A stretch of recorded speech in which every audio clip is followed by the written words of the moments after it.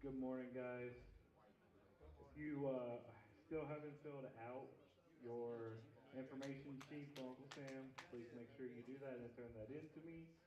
Also, if we could get you guys up to the front desk, we'll have just a brief meeting, and then we'll get you guys started on lunch, okay? Just a brief meeting at the desk.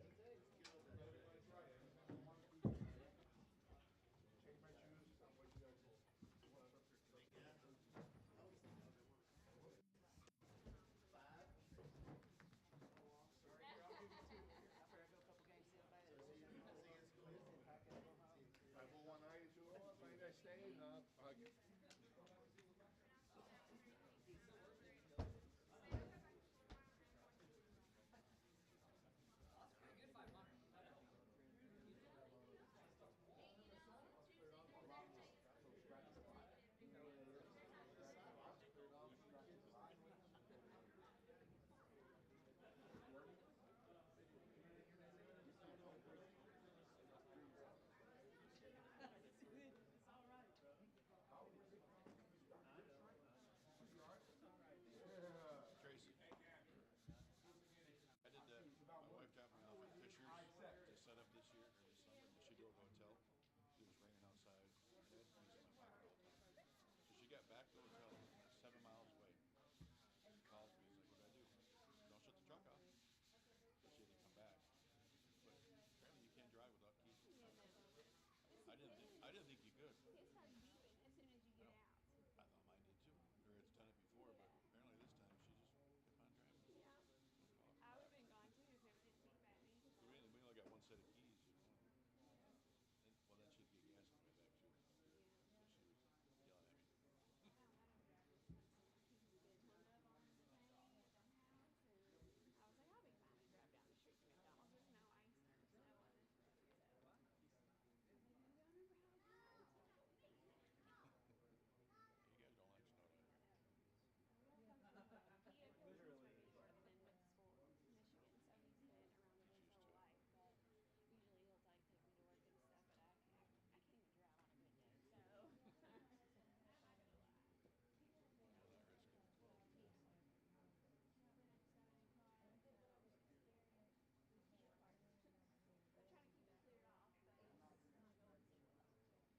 was out there trying to like shovel the snow for him to have it connected, and oh my god, he's so annoyed.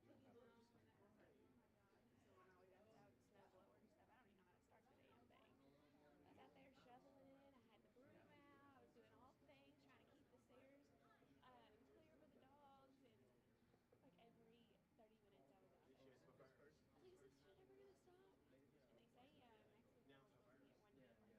I was out there. Like, is this shit ever gonna stop? And they say next week we're supposed to get 1 day or something. Well, we just got snow yesterday back in Michigan. We got more than It you snowed than you twice. all do. It was gone in a couple of days this time. Yeah. See, that's the thing. Our temperature Tuesday to Thursday is supposed to be negative 2. So they're not going to send the kids back to school. No, which makes it worse. I'm losing my mind with these I won't be there, so you won't have to worry about it. Yeah, I'm working from home. I mean, I could, but. Yeah, it's been a mess. That's why I have to go back to school. Saturday to do storm certificate. So then we out. Yeah, we're going to be out the whole weekend. You don't get those trouble. People, listen, people always complain about everything. That's why bowlers do. They complain. Oh, motherfucker. Those bitches ain't gonna touch the show. Yeah. What? I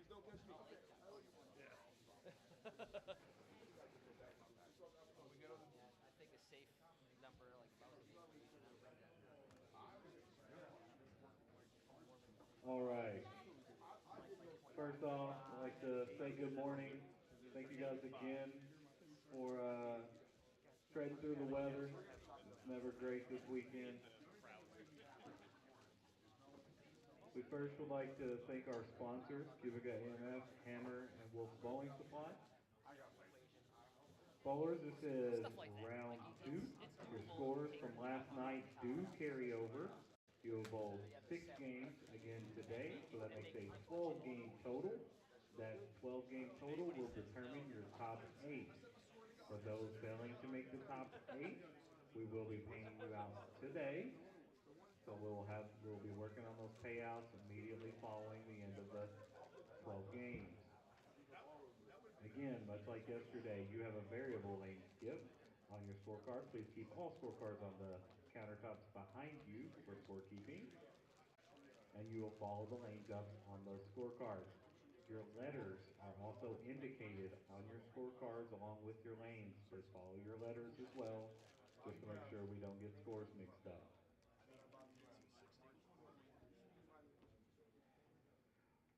With that said, we'll turn you guys on for 10 minutes of practice. Good luck and good bowling. Well, some.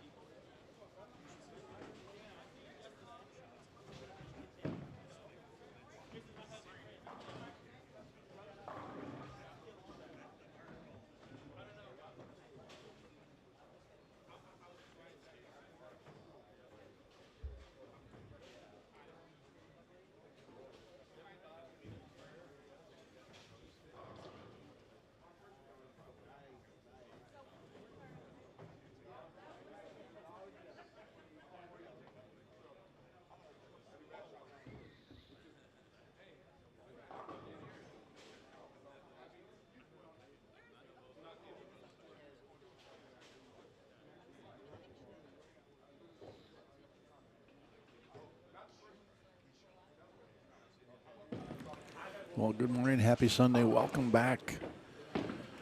We are here at Executive Bowl in Louisville, Kentucky with the final day cashers round here of the Bradley Open 2025 version. Craig Ellie here for Bowl Stream TV on the call all day long till we crown a champion here this afternoon at the 46th Bradley Open. Right now, tournament leader Kyle Troop put up a very nice block last night of 116 over. Zach Sanders +2 is 8. 8 players averaged 200 or better yesterday. Add those 6 games to 6 more games today. We'll take our top 8 into a bracket final. So that's the plan for the day. We're going to watch some more bowling and crown a champion here at the Bradley. Thank you to Hammer, QubicaAMF, and Wolfe's Bowling Supply for their support of this event. Jason Newswell and his staff are having us back here for, well, how many years Bowl Stream TV's covered this event now? It could be close to 10.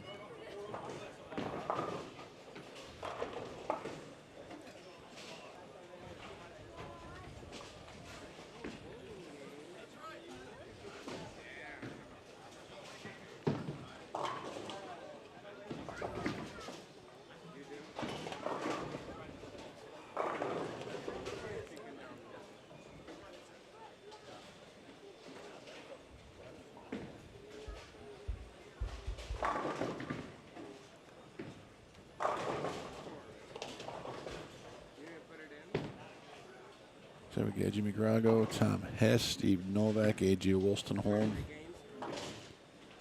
down here to our right.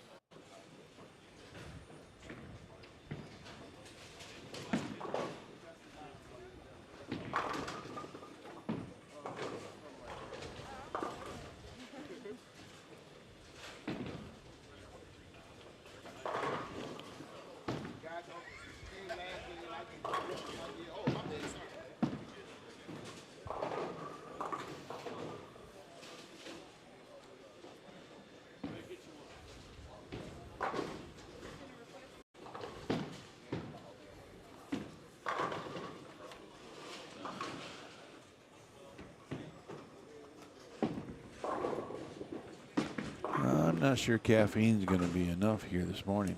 I'm tired. How's everybody else doing on this Sunday? I know a lot of you watched a lot of bowling yesterday along with us here, and we appreciate that.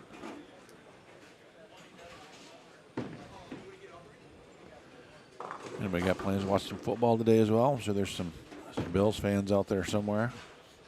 Not even sure who's all playing today.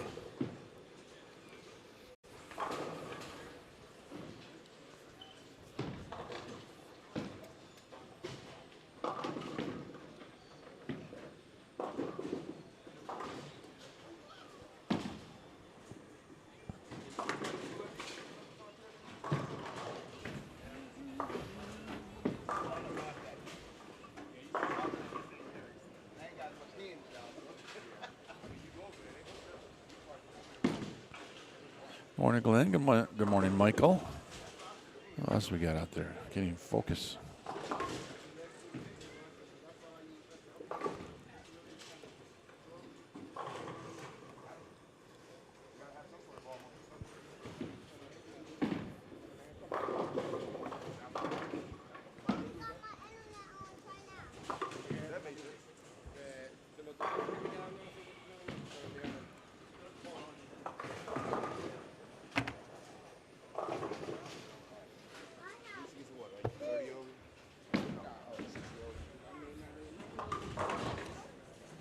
say like 60 over. Probably a little less than that. I think it usually takes about 60 over. Last year it took 60 over because I was 40. I missed. So.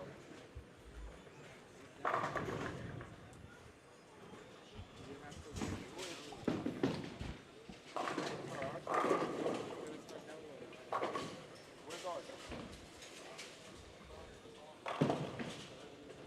Tony was supposed to be on the Why you switch?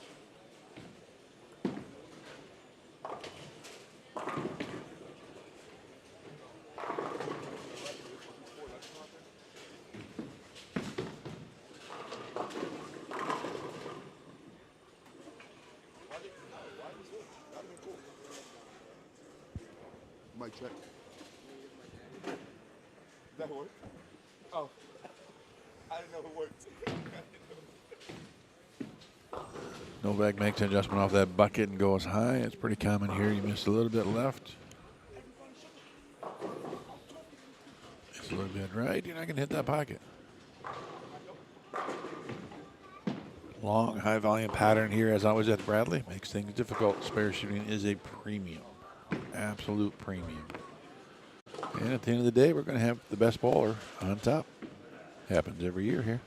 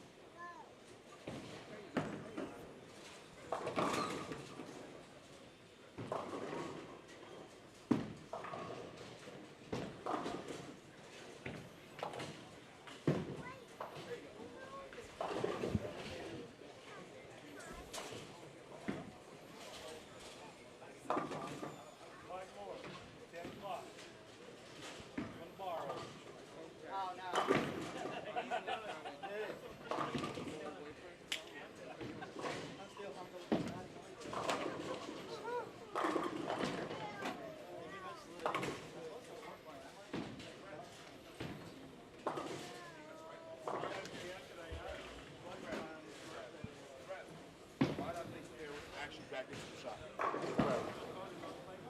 You silly fucking loser. Go away. Go away. Yeah.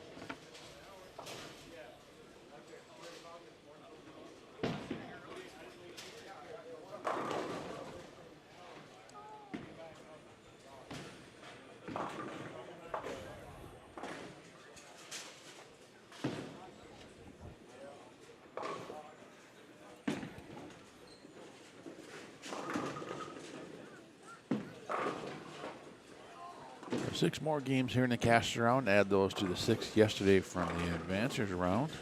We'll go from 40 to 8.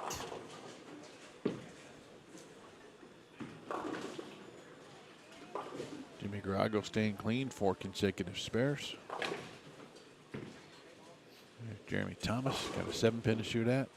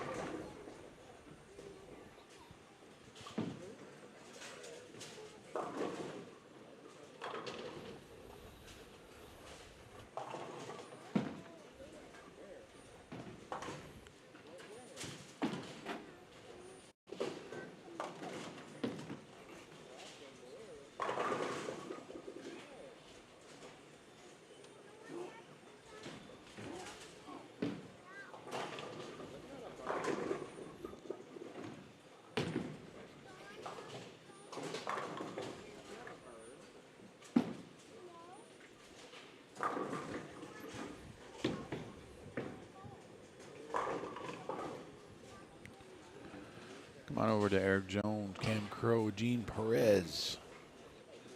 Yeah, 35, 6, 7, 8. Mike Moore also on this pair.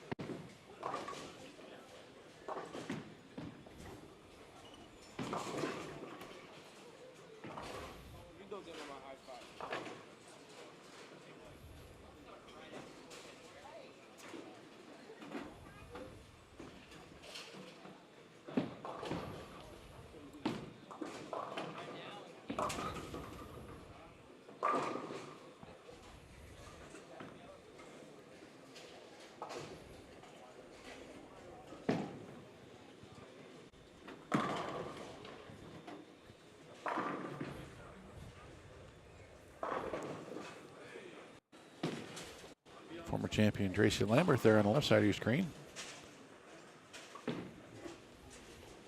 I heard he's a back-to-back champion. And that young man, Eric Jones, looking to do the same.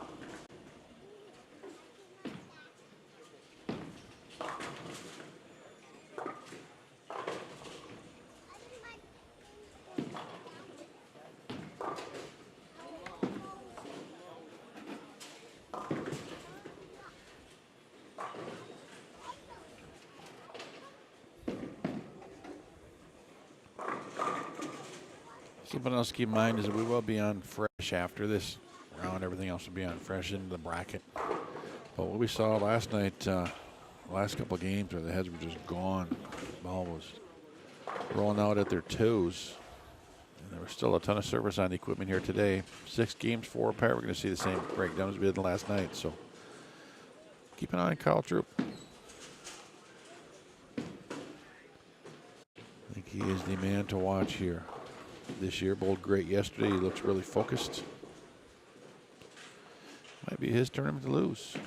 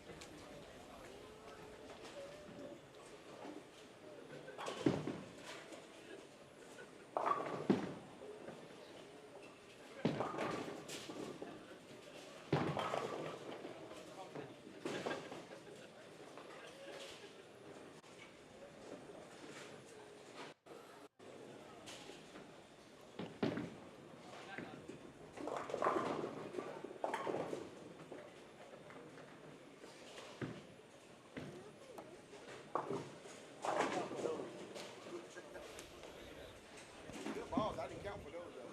Those were two good balls.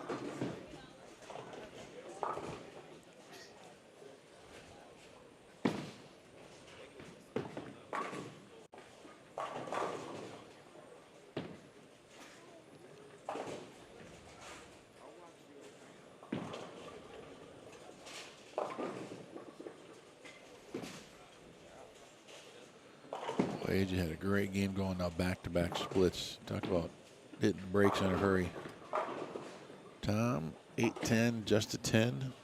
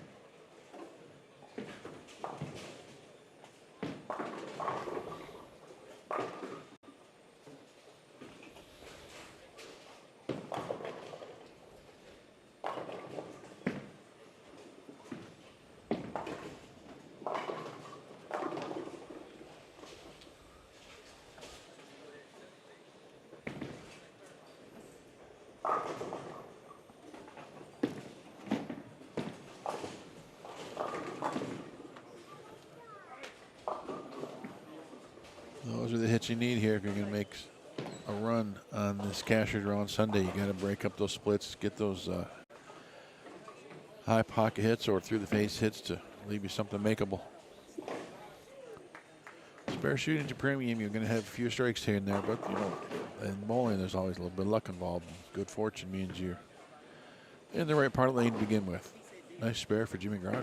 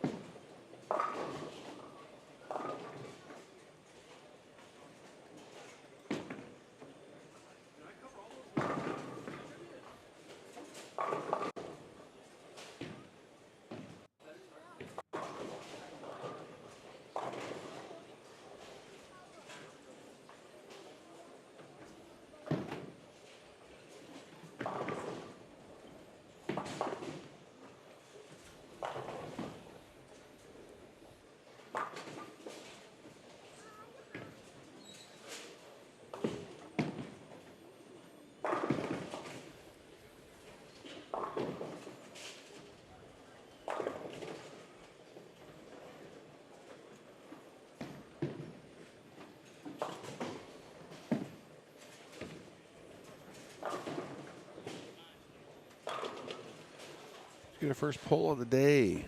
Will Kyle Troop win the 2025 Bradley Open? Go in the chat. Give me your answer, yes or no.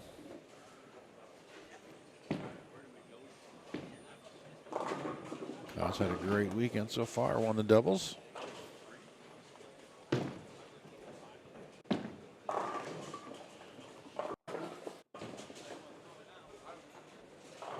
And our leader after the advances round last night. I expect him to be in the top 8 here after the cashier's round today.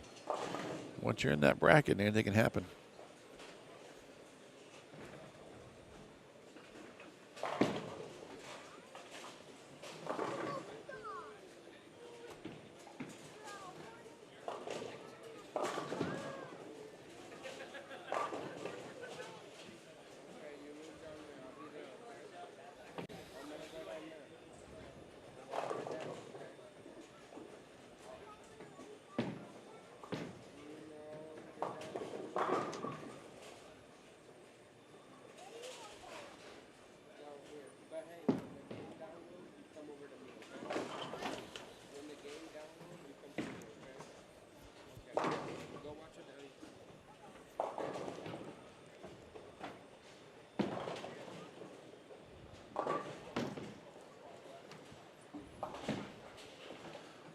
Big spare for Cam Crow here in the 10th. Make this spare give me in the mid 180s, high 180s, 189 possible.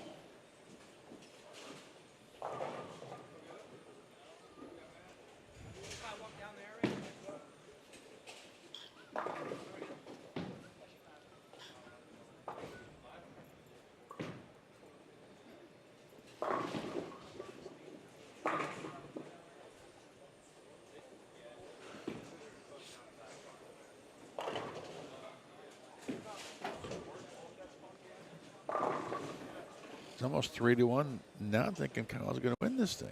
Wow.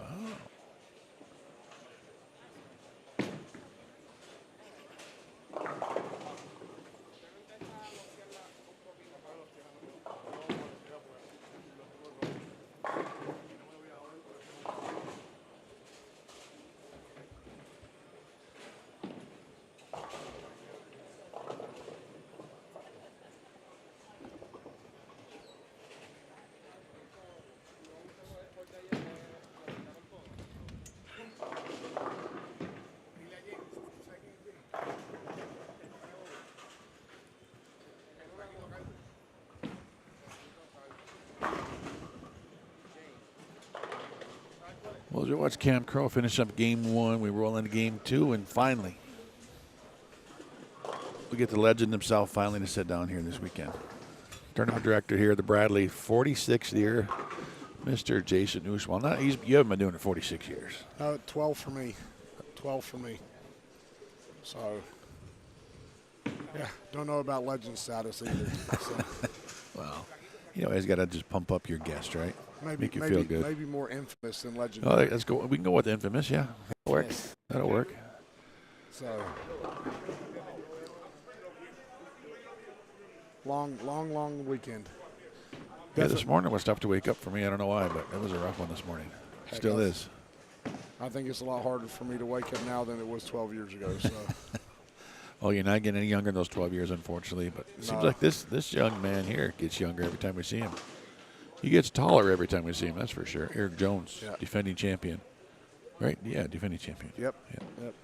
Three former champions in the field this morning.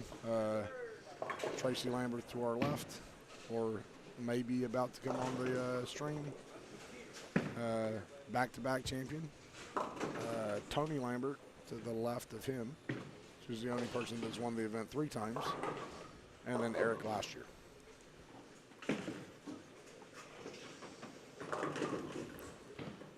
We'll get out of there, 7-pin. Yeah, I've definitely wanted to be on the live stream more than I've been able to be on this weekend, or today, obviously first time. But yeah, a lot of different obstacles to deal with for this year. The joys of being a tournament director and bowling center manager and all that fun stuff that goes with it. Yeah, wearing a lot of different hats, you know. So, you know, unfortunately, this is the last tournament that will ever be hosted at Executive. We close down today as soon as the event is over. Have a nice, beautiful location for Strike and Spare J-Town down the street from here, so at least it keeps some extra lanes for the Louisville bowling community. Hopefully they show as much love for that facility as they have for this one over the years. And then decisions on what to do or where to host this event next year.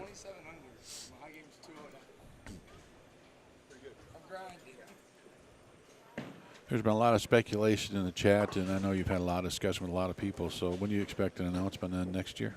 I don't know yet. Hopefully within a week or 2. Oh. Like, I've got a lot of things to fix. You know, unfortunately, this was our lowest turnout outside the first year I presided over the event. I think there's a lot of things for it. We made an unexpected date change due to the again, unexpected closure of the facility. And that was an obstacle with a little bit of, well, not with a little bit, with quite a few other events. So, you know, people had made plans. There's other events in place. Even though this is a weekend that we used to run it on in years past, you know, when you move off of typical scheduled weekends, other big events and other good tournament directors pick it up. So there's probably 30 to 50 other people at other events that may have typically been here. Weather did us absolutely no favors. You know, Kentucky is not like some of our northern states for Ohio or Michigan that are used to a little bit more weather like this. Yeah, you guys don't like snow here at all. Yeah, I think what they do like is visiting any store and buying up all the water, milk, and bread. So that happened, huh? Yep. The apocalypse. Yep, it happens on a regular, but I get it. You know, we do not see 2 to 4 inches of snow down here too often, and we've probably seen 10 to 12 inches of snow in the last week. So, you know, it affected a couple of things. You know, at the end of the day, a lot of people, whether they're viewing or participating or here spectating, could view any of those as excuses. I'm not an excuse guy. Things happen. You try to run the best event you can. Like normal, there's a massive amount of people here with a ton of talent that come out and participate, and whether the number was lower or where we typically expect or aim higher to be, These guys deserve a quality event with an opportunity to earn good money, and that's why I made the commitment to add almost $6,000 into the prize fund. Wow. To make it work. I've also had a lot of people that were gracious enough to help me make some of these other numbers work, including Emil. So shout out to him and a thank you. I think he's in Cabo. Yeah, he's still sleeping, I hope. Yeah. Aren't there three? Is that California? Cabo? Like South California? I'm not sure. So it should be 3 hours difference. So. And then,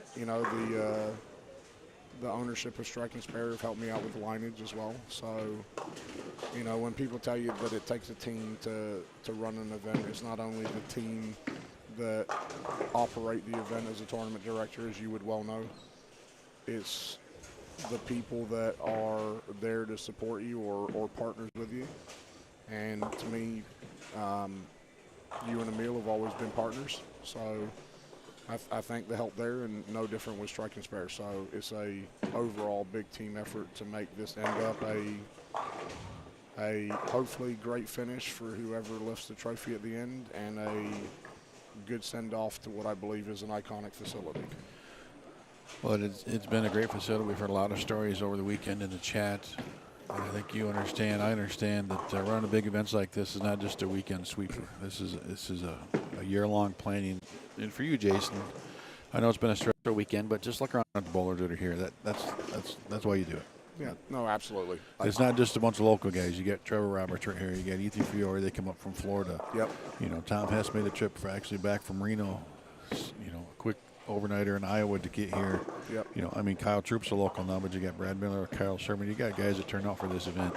Yeah, absolutely. And quality players. So whether you get 20 or 200, they all appreciate it. So.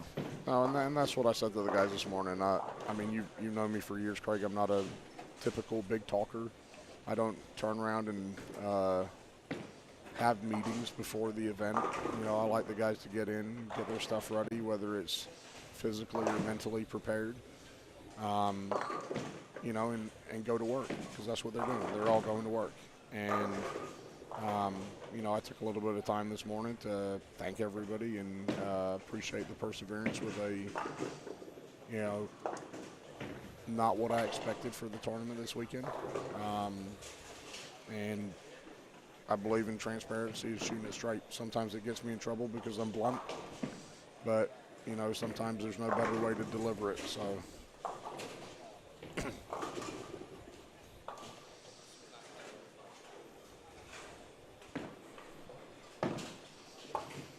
Chad Roberts here in this pair. Seppi Silvestri back bowling again. There's Tony Lambert with Brad Miller. Pretty solid top 40.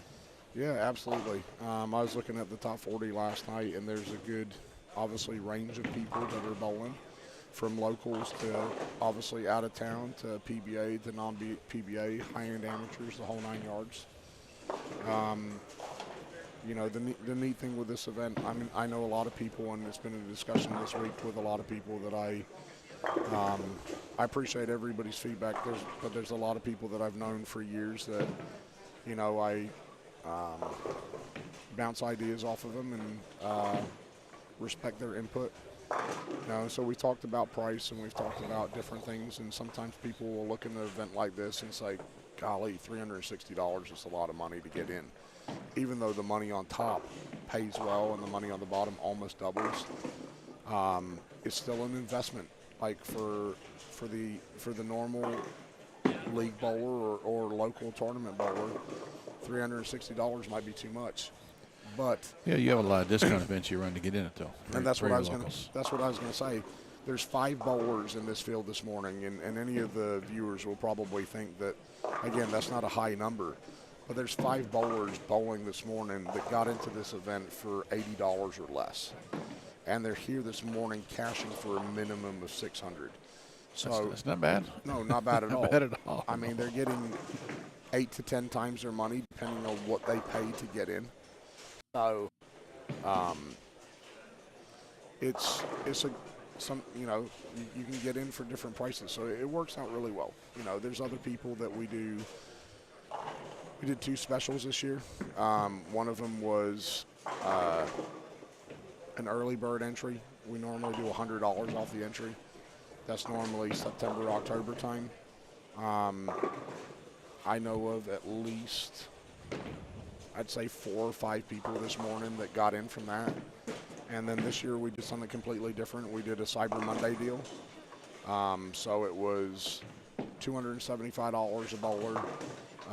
If I had 15 or more people do that prepay, I gave 2 of those entries away for free.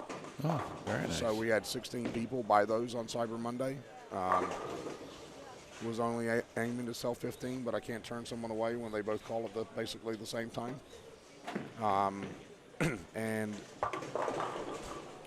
one of the guys that are here this morning, well, 2, 3, there's probably 3 or 4 that got the Cyber Monday deal.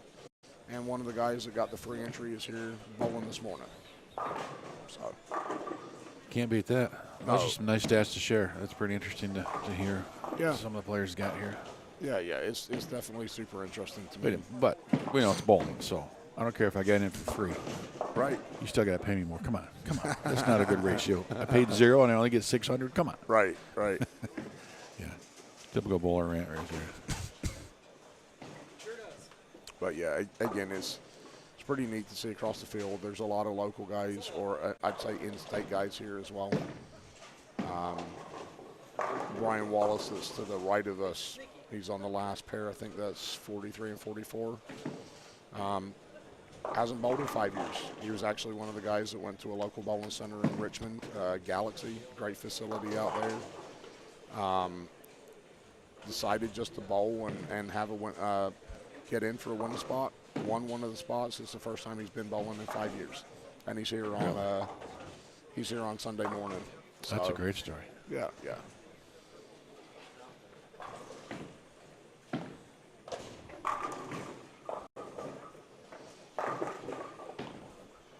That's better than our story we shared that this is the second bowling center we shut down together here in Louisville. I think we got it going, right?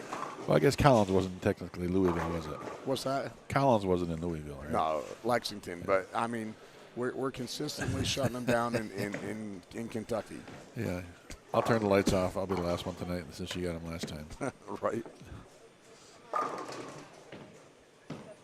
I mean, that's a good advertisement for us. If there's anybody that's looking to shut their bowling centers down, just give us a call. we got you. That's all right. I got that bad joke from I'd say it this way. I got that bad joke from some crappy people earlier this year anyways. It's like, Jason does a good job of shutting down bowling centers. And if there's any thought process to it ever, I think people would just understand it's just, I manage the center. We do a good job. Unfortunately, the fairgrounds here had different ideas.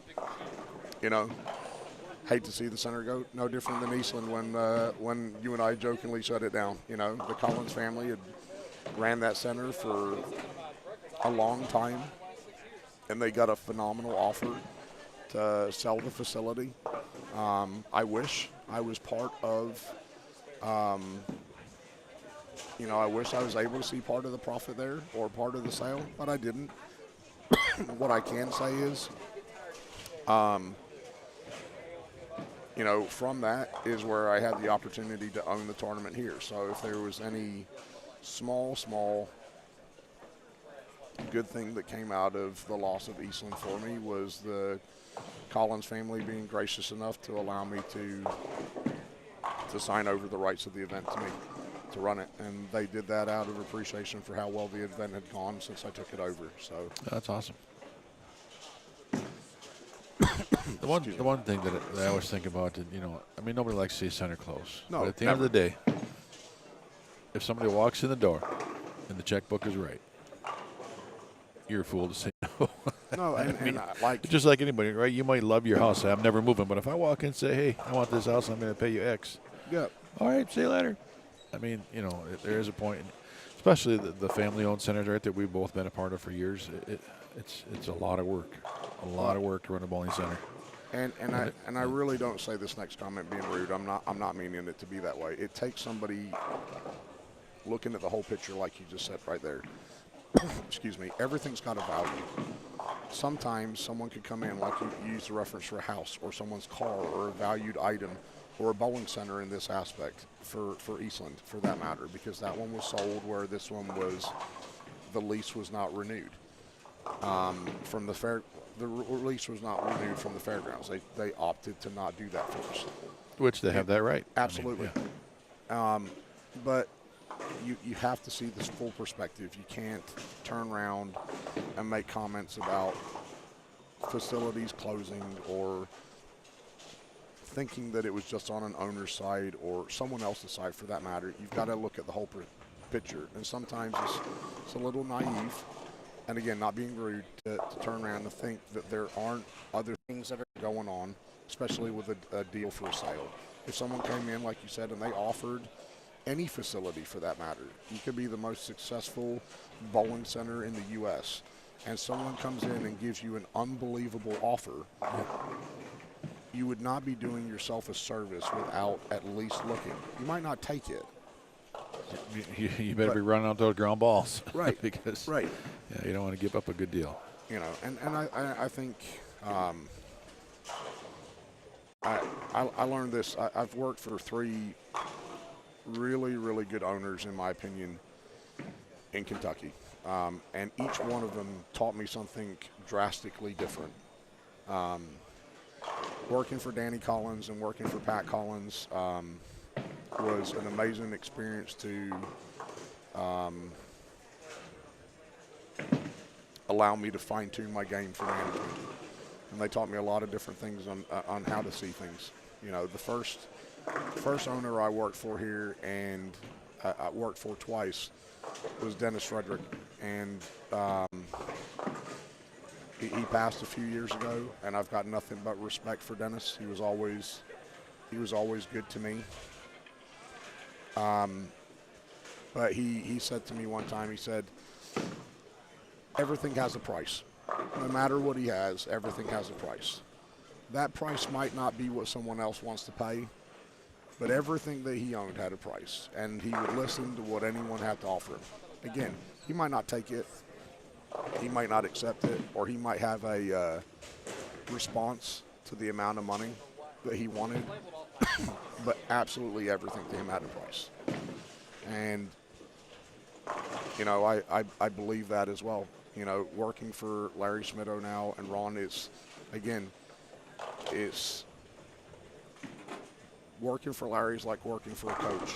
Like, he likes to educate and teach you about small things and how to improve, and it's a completely different perspective from a extremely knowledgeable man. And like I said, I've been privileged to work for 3 people that have different perspectives and different things that I can add to my management game to improve. And like I said, learning from them is, you know, it's almost priceless to hear the information from all of them. So, different perspectives.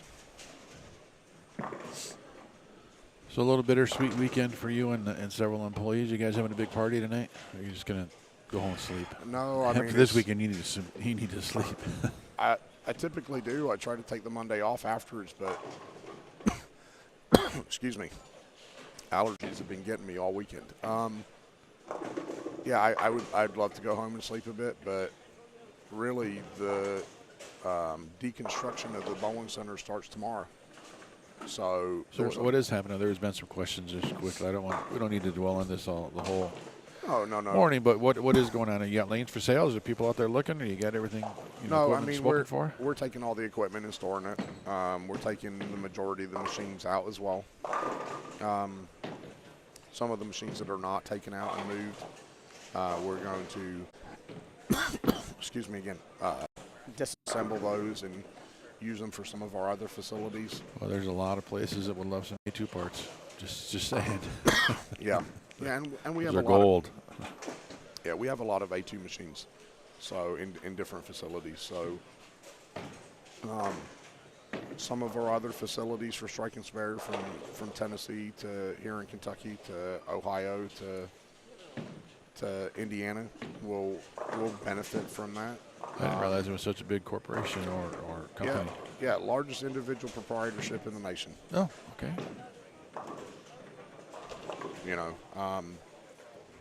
That's another thing I think is a little mistaken. Sometimes that people think it's more of a company that's bought that or owns Strike and Spare. It's all family owned and operated. So the new J-Town Center, that's Jason Town, is that what that's for? Nah, yeah, I wish it's not. No, it's not. Maybe someday. Maybe. I had the pleasure of owning my own center when I was younger with my dad, and maybe sometime in the future. Yeah, I've thought about it for years, but it's a lot of work. It is. I mean, it's a grind. Yeah, I mean, when I'm home, I do spend time helping out the local center, and I can tell you what, it's you're not just showing up in the afternoon for afternoon and evening leagues and having a couple drinks and dinner at the center, going home. You're there at 6 a.m. till as late as you got to be. Yeah, I mean 7 days a week. We owned a small center in Vicksburg, Michigan, myself and my dad, and it was a grind. I mean, I think it was a 10 or 12 lane center and bigger bar and food traffic, and I lost count of the days and times in the building, the amount of hours that were in there. So I've got the utmost respect for everybody that runs bowling centers. It's not an easy task.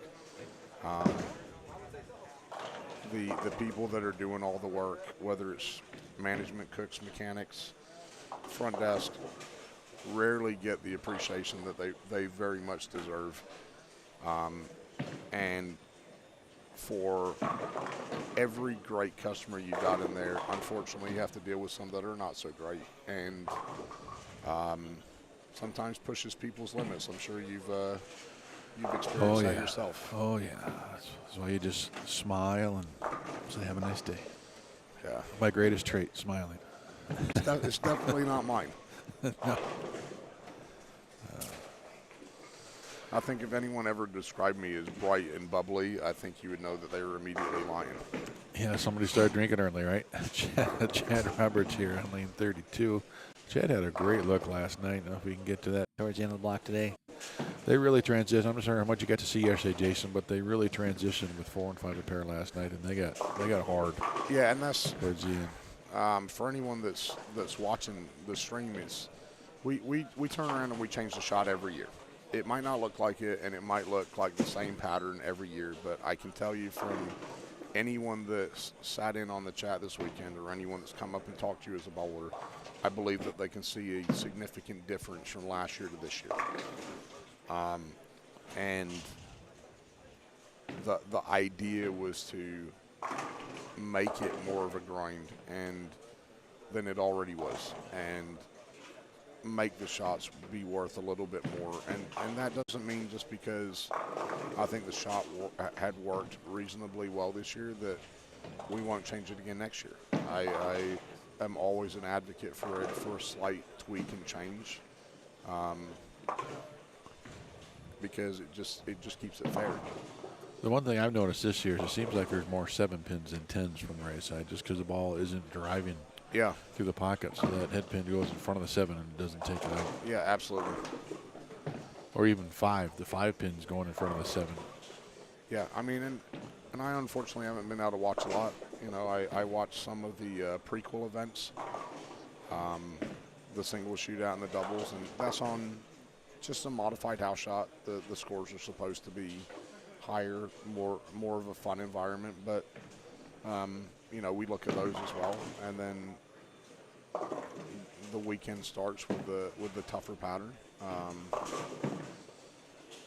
and you just have to not only find a way to get the ball to the pocket, but find a way for the ball to carry through the pocket. And I think that's the key. That's the key.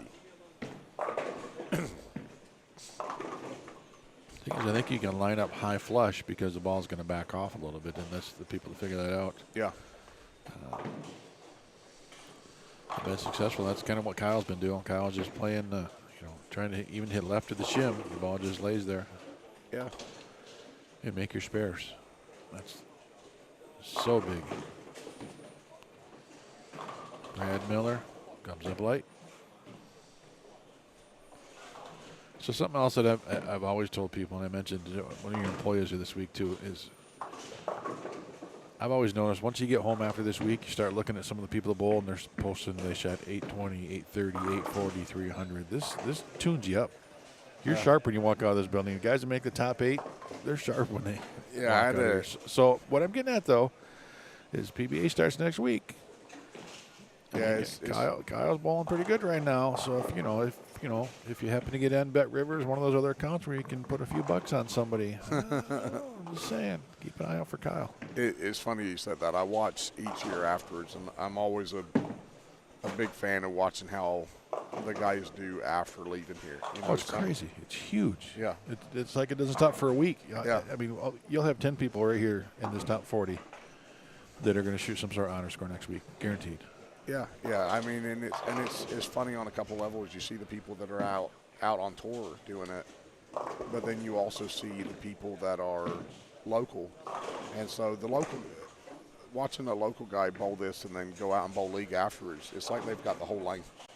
They might play straight, they might not be the guy that turns the ball 10 boards, but they get it to move. Kyle Troop still our leader. Kyle Cook jumps to second. Ethan Fiore, Trevor Roberts, Chris Pollard, Will Badulich, Chad Roberts, and Kelly Countryman, the top 8. Brad Miller is 4 pins back. And on that top 8 that you got, there are 2 people in that top 8 that won their spots into the event for under $80. I like it. Yeah. Chris Pollard's local. He actually bowled in one of the very last. Take it easy, sir. He bowled in the very last one spot we ran. Jeremy Thomas runs a lot of local tournaments around here. Ran a really, really great event. Or actually, DJ Archer ran a really great event, and Jeremy assisted him a couple weeks ago around Christmas, and came out and asked me last minute about doing a pop-up tournament. Took time out of his own day and ran it, and Chris was one of the people that won the spot there. And then Kelly Countryman, I ran an event, and he finished in the top. I think he won that. So both of those guys are in this event, sitting in the top 8 for $80 or less. Nothing wrong with that. No, not at all. And like talking about winning spots, there's people that talk to me about winning spots all the time.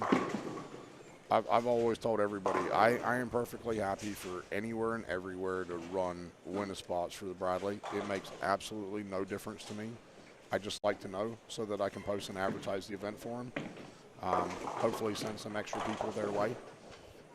Additionally, as long as I have the payment for the spot, I don't mind their format. I really don't mind the pattern that they run on. I do always recommend to try and run something comparable or similar, harder, so that people don't walk in unexpected, what they may be running into. But I have had people do winning spots before on a house shot. I can't tell you that the bowlers, when they get here, are always appreciative of that. But especially if you never bowled this event and you realize it's not a house shot. I had that a few years back. There was a person that ran a winning spot,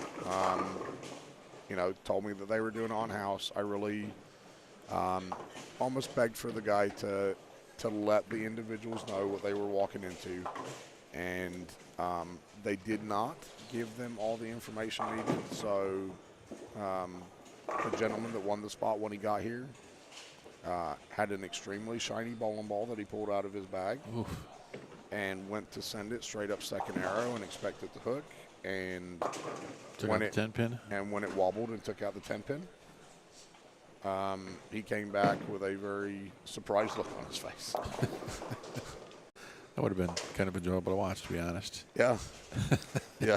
in our very poor sense of humor world that you and I may have watching some of that stuff. Yeah. Nothing wrong with a little bit of that humor sometimes. We've seen 3 off the right a few times this week. I saw somebody get just a 7 pin. Missed it left. far enough that it actually hooked. Let's see, what's the one? The 7-8, 2-7-8-10 yesterday. It's not one of those. Just thinking of some of the odd Bradley leaves. That was probably one of the most interesting one. The left-hander. Think about that. 2-7-8-10. Yeah. Yeah, so the ball got to 9.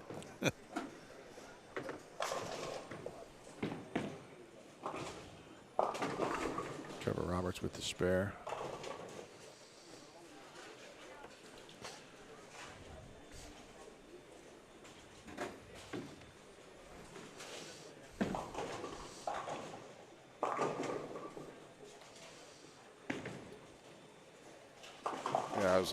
Yeah, I was looking at the list last night as it had the standings as of, I guess, midnight, looking at the sheet.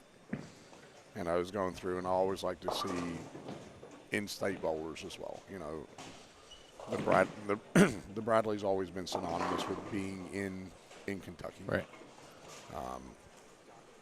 Mostly known for obviously being an executive for the past 5 years, but before that it was Eastland for a significant period of time. But it's also been hosted at other facilities as well. So I always like to see that the guys from Kentucky, and you quickly go down the list, and you know, Kyle Troop's now a Kentucky transplant here.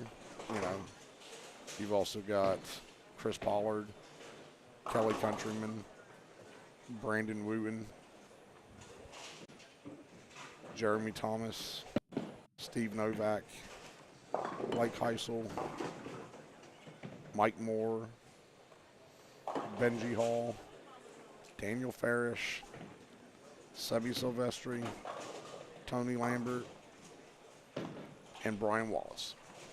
I will tell you that I'm going to thank you for all the New York bowling fans and Michigan bowling fans that you claim Steve Novak as a Kentuckian now. He's all yours. He's a transplant as well. Oh, yeah, so yeah. We all know Steve. Steve's a fun guy. Yeah. Solid bowler. I mean, I guess I can add myself to that list of transplants, considering I was born and raised in England and not born and raised over here. So if immigration comes in, you got to run? Is that what you're saying? No, I'm saying I've got 2 passports, so I'm in good shape. All right, good. Coming in the game 2, Craig Elliott here at Bowlstream TV, talking with Tournament Director Jason Uswell. And you get to hide a little bit, right? Your staff is taking care of business? Yeah, they've got used to it over the years. You know, again, I said earlier about like a team effort with everything, with you guys on the stream and the tournament staff and the center. So center-wise, you know, I obviously can't thank them enough. They've made the machine in is what I say the event runs like now. Even stronger. I don't have to worry about anything with mechanics, because I would argue I've got one of the best mechanics that I've ever met, or I know. Area-wise, I'd argue the best. Other people would say different. So Joey Seaver always has it work. Excuse me. Give you a second there.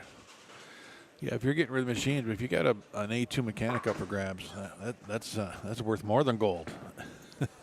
They're hard to come by. Absolutely. Sorry about the coughing there again. But Joey's always got everything working. Like, I'm quietly confident that he could walk away for hours leaving these machines running, even with this tournament, and there wouldn't be a problem at all.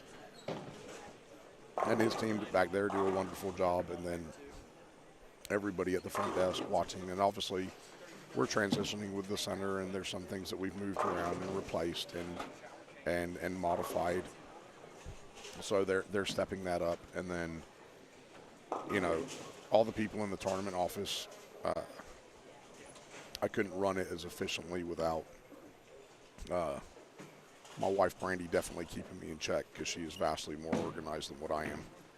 And Justin Peach is the brains of all the lane jumps and making sure everything's right for me, and the other organizational part. So yeah, I might get the plaudits for being the tournament director, but if I didn't have the quality of people behind me, then it would just fall apart. So.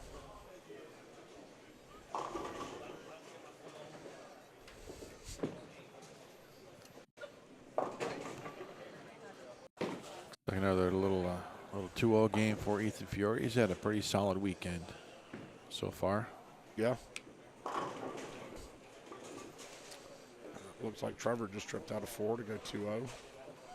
Kyle's going for another 220. Chris Pollard's keeping his run going. This could be 210 to 220.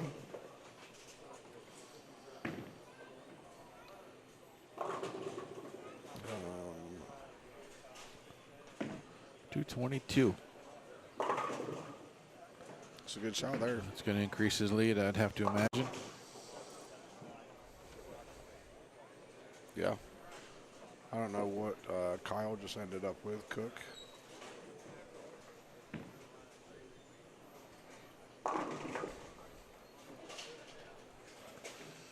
Watch Trevor finish up here. Be 2-0. Yeah.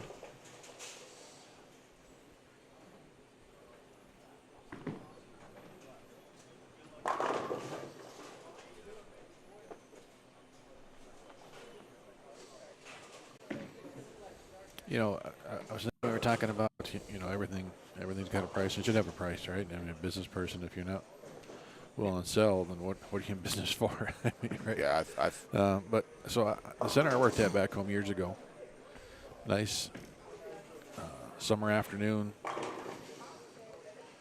Standing by the back door there, the pro shop. We got it open, the parking lot. See his car pull up. Don't think much about it. Guy gets out. Comes walking up, still looking for the owner. So he's up in the office. Call him. And guy runs up there. And 15 minutes later, the owner comes back. Said, "Hey, we just sold the place."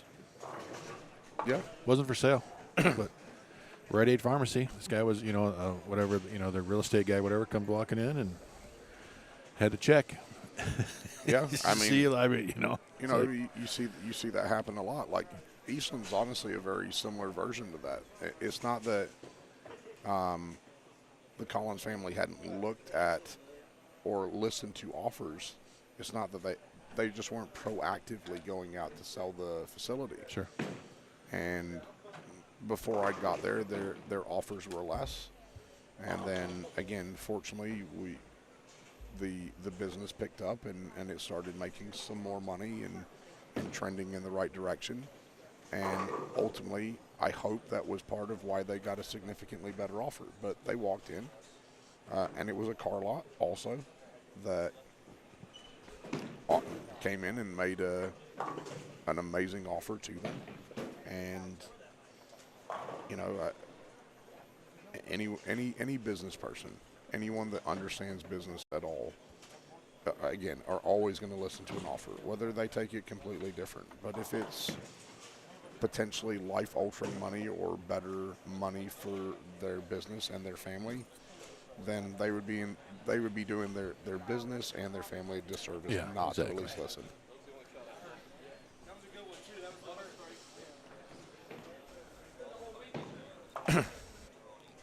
So in game 3 here at the Bradley Open 2025.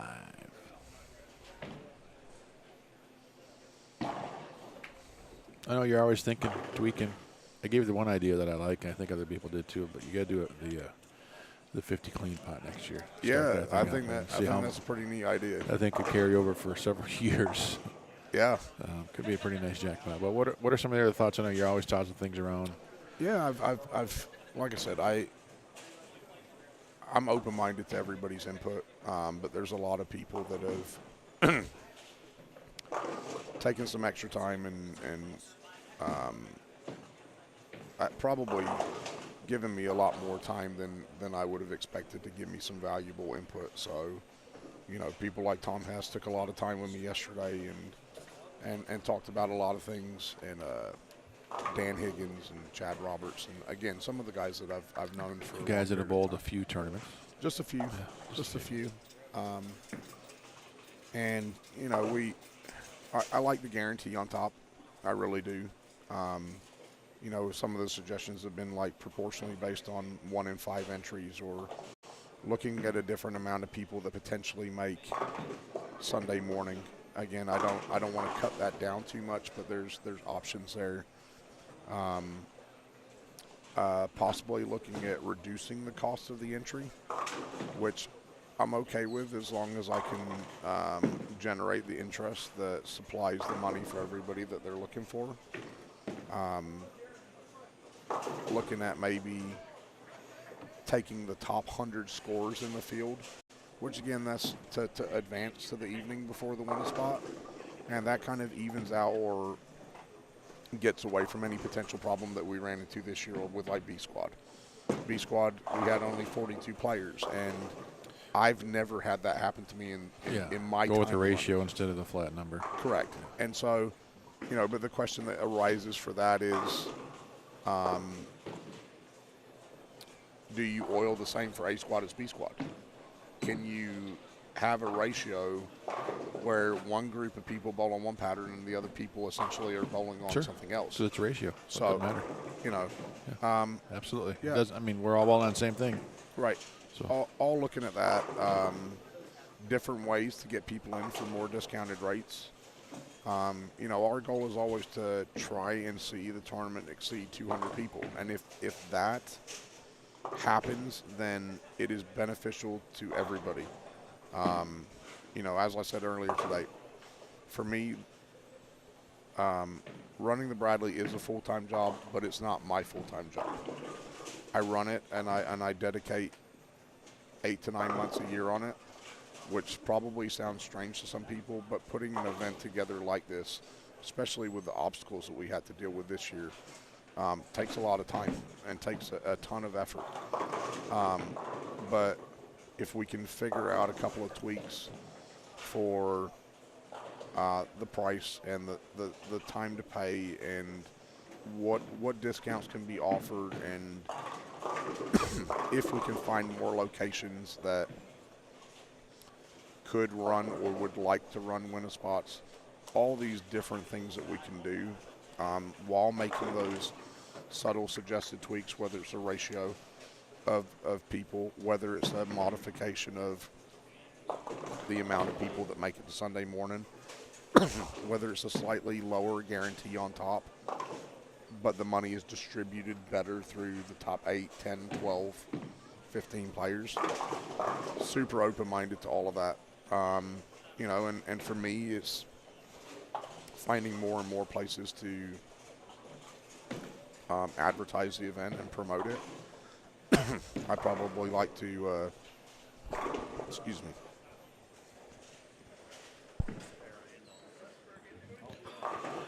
It starts with the little double there. He's going to end up having to change his foot for a third time.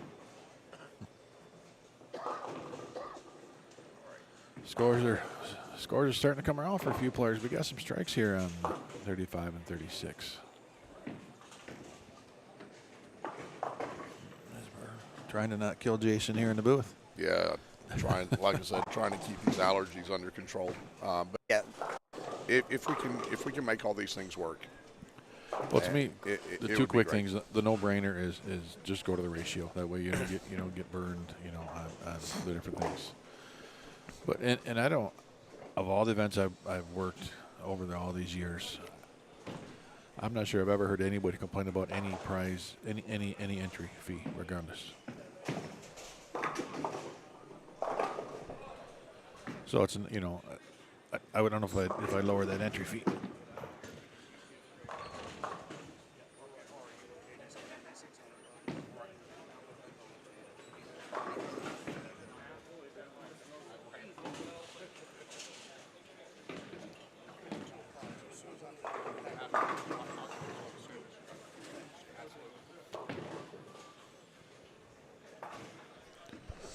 So I wouldn't change entry fee. That's my 2 cents. Okay.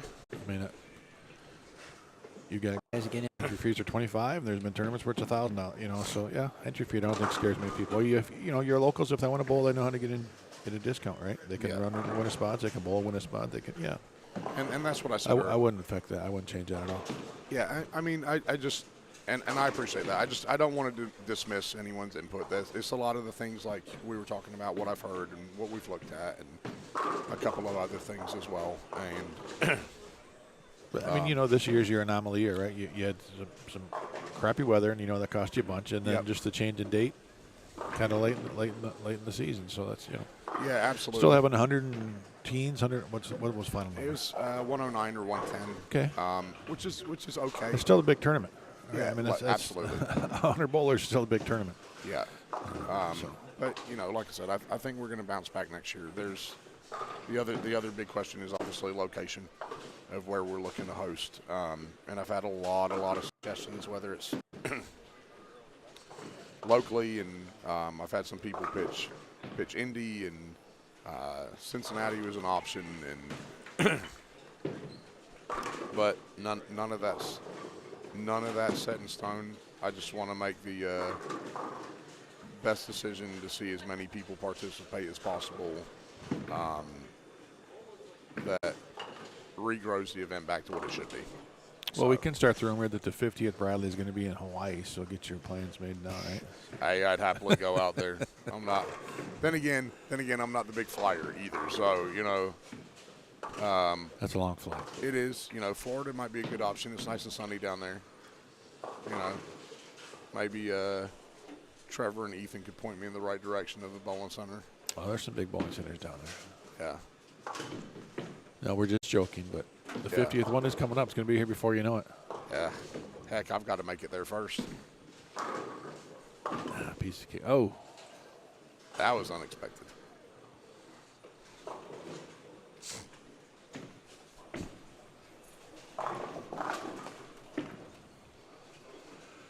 Then even Jimmy Grago makes a trip over from Wilmington, North Carolina. So that's just not a couple-hour trip.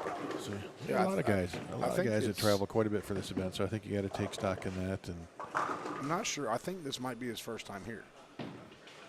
I'd have to double check that. I think he bowled last year. Did he? I think we were talking. Yeah, we've actually done the PBA stop at his center a couple times at Wilmington. Oh, nice.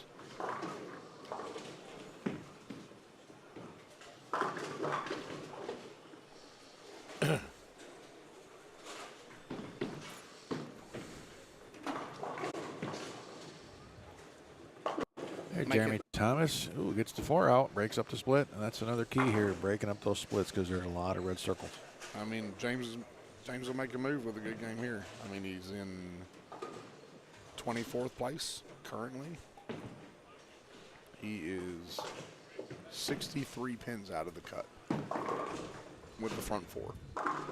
I mean, he's got a game kind of built for the Bradley where he throws it pretty hard, pretty direct, and and turns it enough. Yeah, and if you get a little bit of shape down lane, good things can happen. It's just tripping out a few 4 pins here and there, or for him the 6 pins, and breaking up the splits.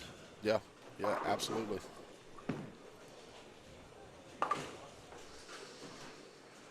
It was the one that Charlie Smith. He was the one that yesterday or all weekend stood out to me. He's got a game built for this tournament. The way he was throwing the ball just up the back, keeping the 1-3 in play. Nothing flashy, nothing crazy. He just had a couple games yesterday in the advances round that knocked him out of here, but he's got a game that could win this tournament. Charlie's a super good kid. I've known him a long time. So I watched him bowl when he was really little. He's going to school at Midway right now, bowling in college. And whether it's a good or bad thing for him, he shares a birthday with me as well. So, he's a great kid.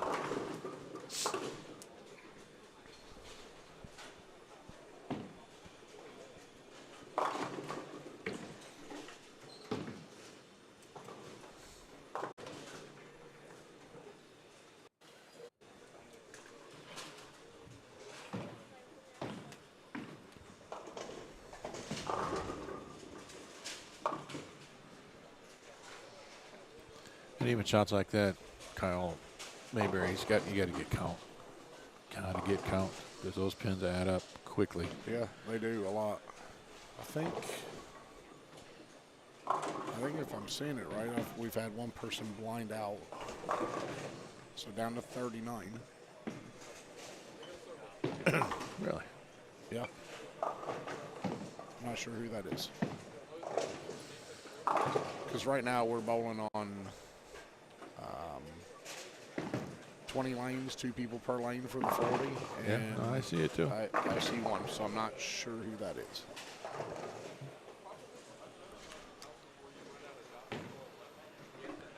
You never want to see anybody have to drop off for injury. No, absolutely not.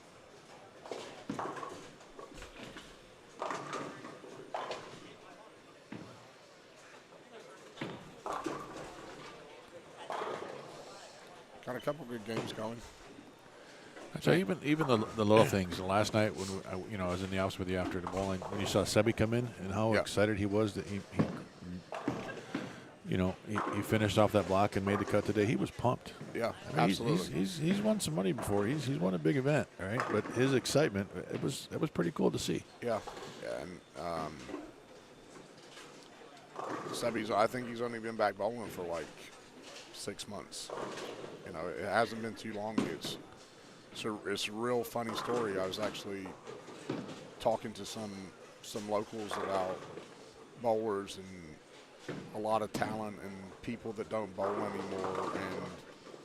And for me, I said that one of the bowlers that I hadn't seen bowl in God knows how long, I hadn't even seen him, and had a abundance of talent with Sebi. And strangely enough, 2 days later, he walked through the door and started bowling.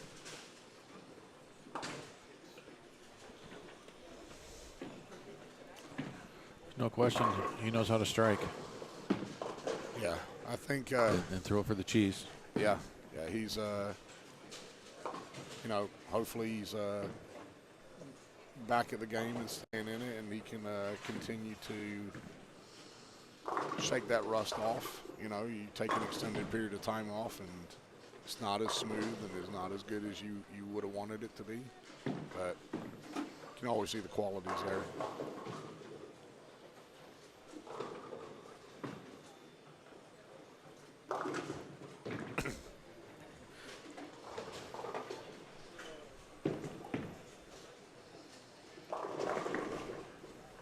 I did post the scores after Game 1 of the Cashers round on the Bullstream TV Facebook page. If you want to go check that out, we'll have the Game 2 numbers here any second now.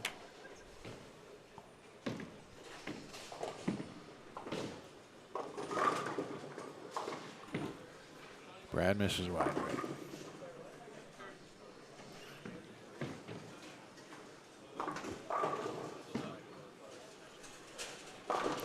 How about give me your top 3 Bradley moments, Jason? Oof. That's a lot. It's a lot to process there. The first one that the first Bradley was always going to be there for me. You know, it was I wouldn't say fully running it. You know, there was the previous team in place, but I was able to have input on it and how it was going, and to watch that tournament and how it came together, and the outcomes were really interesting to me. Tom Smallwood was sitting in 40th that day, and Tony Lambert, I believe, was sitting in 25th or 26th. And by the time we hit the top 8, which is a story in itself for people to never give up when they're in the top 40, because you never know what's going to happen. Tony had jumped from 26th to 1st, and Smallwood had jumped from 40th to 8th. And so to see that amazing performance from the pair of them, then to see them have to bowl each other and Tony navigate through Smallwood and bowled Sebi in the semifinals, which was arguably Sebi probably had the best look that weekend, and Tony navigate through that, and then to beat Ronnie Sparks as well. That to me is always going to be a memory for me, you know, watching the first one and how it turned out.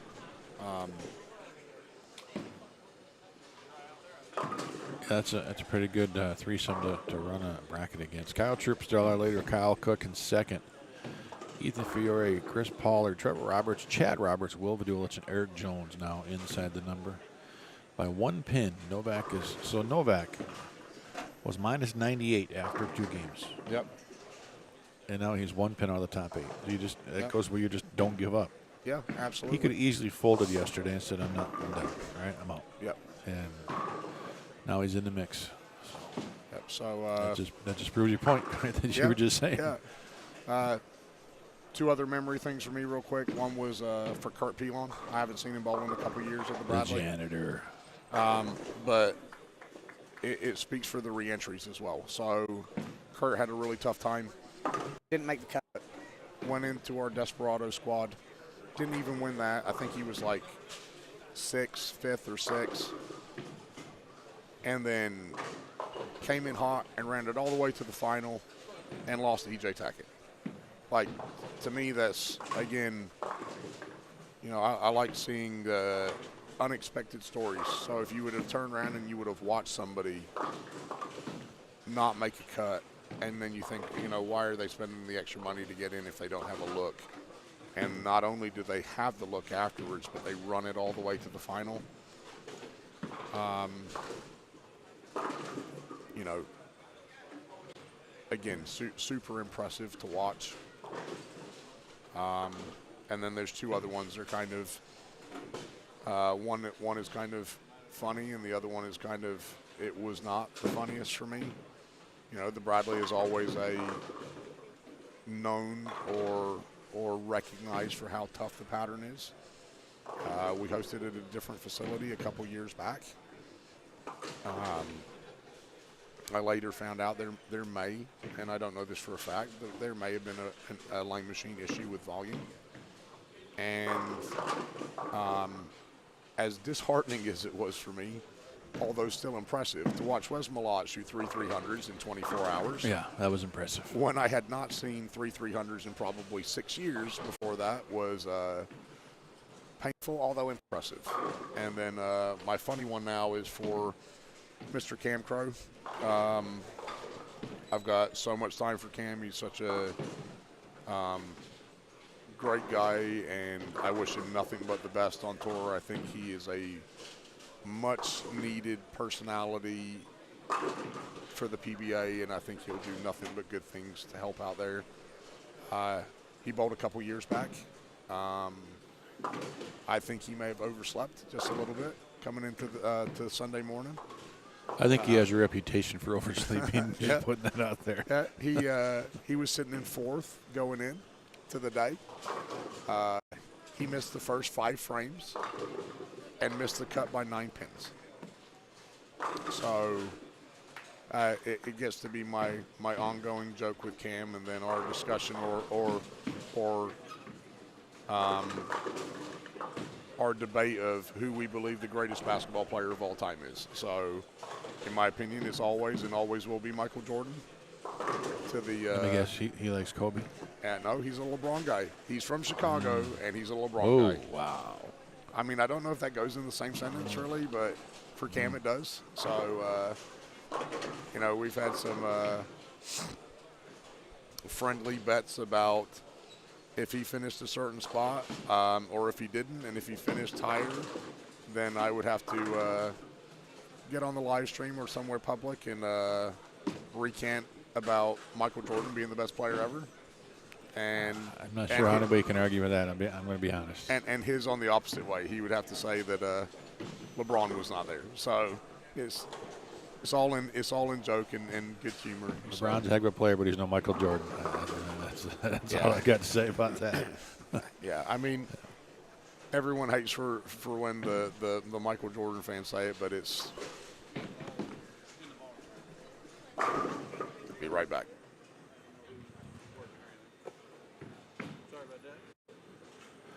And that's where so center manager turned director, work never ends. Got to go take care of a ball return.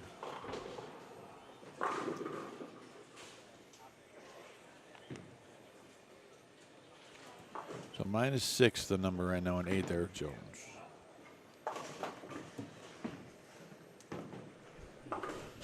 See, there you go. Work is never done in the bowling center. Yeah, I'm gonna finish my Jordan comment real quick and then stop out for a couple minutes. Okay.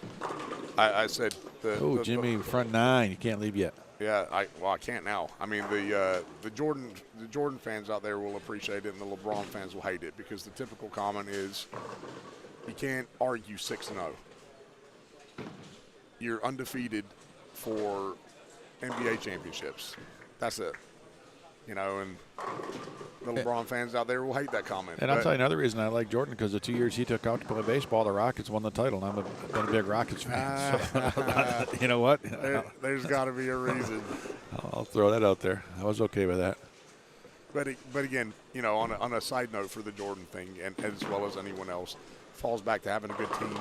Jordan was always the face of the Bulls, but without Pippen, without Hodges, without Armstrong, without Rodman the second way around, without Kukoc and all those players being a good team, they wouldn't be able to. They would not have been as successful. But are they as good without Jordan? I mean, that's the problem, right? If you put Jason Uswell in that spot with that team, they're not that good. No. Right? So No, players make definitely not. good players make good players better. So we're going to watch Jimmy Grago here in a minute to see if he can pop off 300 and get back in the top 8. He fell out of the top 8 after the last game, sitting in 215, sitting at 14th. Well, so he'd moved up, because the game before that he was 20. Yeah, 208, 215. Yeah, he was moving up. Sorry, he was in the top 8 for a while yesterday. So up to 14th. He moved up 10 spots after game 8. Nice. And this is going to make a significant difference. Yeah, this is going to be a big move. It's going to easily move into the top 8. Top 8. Yeah. Just how far in the top 8 is the question. Oh. Uh-oh, bringing out the big guns. Got to start taking lumber apart. Yep, and then icing games. He knows. He's a proprietor. He knows what's going on.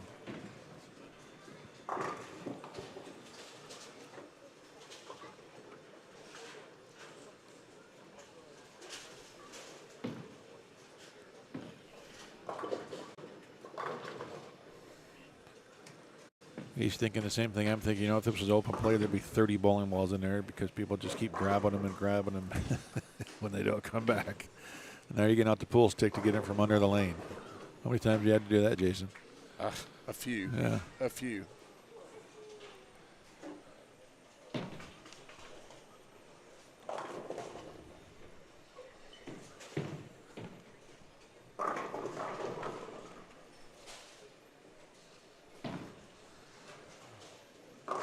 Oh, he got it. There's 10. He was leaning early. Got to make the tip. Front 10, James Grago.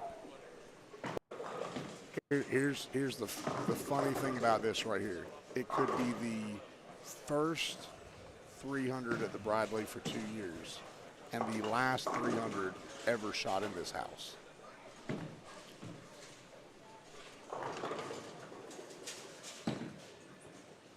Well, see, now here's how you spin that then in the press, right? Everything's going on just fine, but Jimmy Grago comes in, shoots 300, had to shut the place down. Right? We're ruined for him now. And then they blame it on the lefty. Well, yeah. And you know what? And still, that's a win-win, right? Even better. 411. Slide. Oh, he trips it out. See, that's what I was talking. He's got that heater where he can get away with those hits here at the Bradley. With that ball speed. Yeah.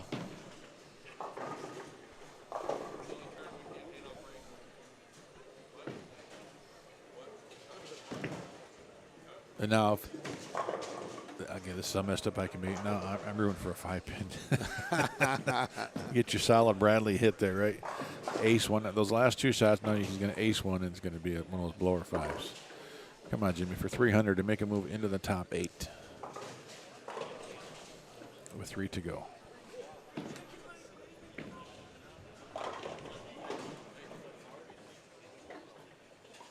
It's close. Oh. See, throw a good shot, and that's what happens. Nice ball game, though. Still plus 99. Yeah. Plus 99. Great game. Great game. So what was it? That's all 200 games so far. So Yeah. what is it? What did we say? 203, 215, 299, 717. Yeah. Plus 117 is going to help a lot. That's going to make a big jump Yeah. up any 14. leaderboard. Can I see that one quick? So that's going to be. So right now was only 40 out, 42 out. Yeah, it'll be 42 in after that game. Yeah, I mean, you take the plus 99 right now. If he was 42 out before, and then you add that other 50, then that could easily put him in 4th or 5th. Novak gonna jump in as well. Yep. Yeah. He's already in the 230s, possible 240s. So the price of bowling just went up here at the Bradley. So Jason, thank you for sitting in, and we'll get you back later. But I got work to do, so appreciate it. Pleasure as normal. Thanks, Great guys. job, and keep up the good work. And he's off. More work to do. Gives us a chance to take a little break too. I think we'll do that. I will. Well, I say we. It's just me. Back in a few more minutes here at the Bradley. Game 4 of this Cashers Round coming up next. I'm looking around, I'm like, thank you. And the second one, I've watched all the other ones, I'm like, that's the only one that, like, exceeded a break. All the other ones, I'm like, I had about three or four that were light light mixers. mixers that normally I would leave like 10 picks, 17, something like 16, and they just all went. And I'm like, okay, enough. I asked them 2 years ago, labor or maybe parents. Hey, I mean, I seen that.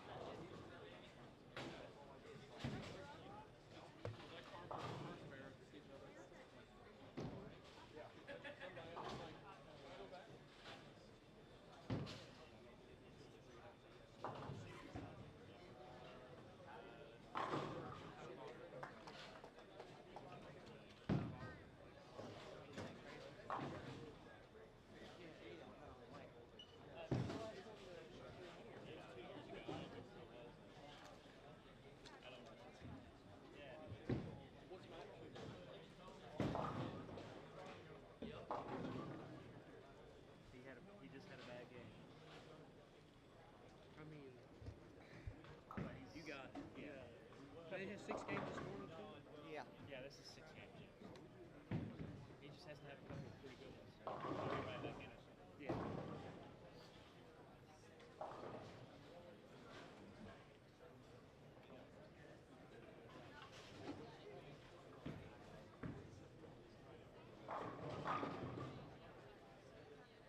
Send it to Susie. She's like, is he flipping me off? I was like, he didn't know how to send it, okay? She'll send it to Wiggy. Is that AJ Phillips? Really?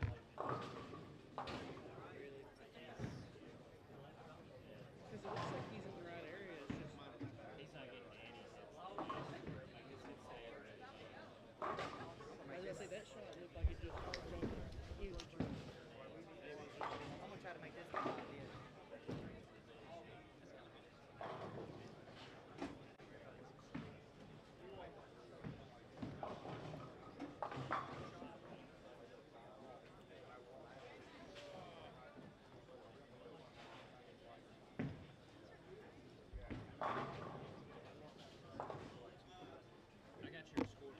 Thank you.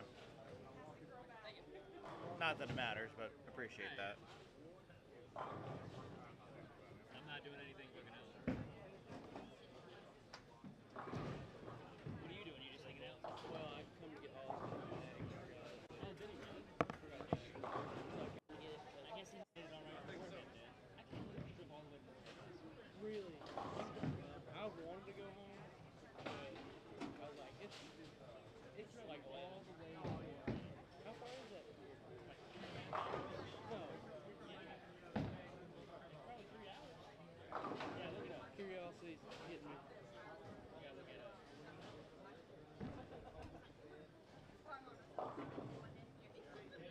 That's just 2 hours. 158. I guess it's all interstate, actually. Yeah. Maybe I don't know about his house specifically. I just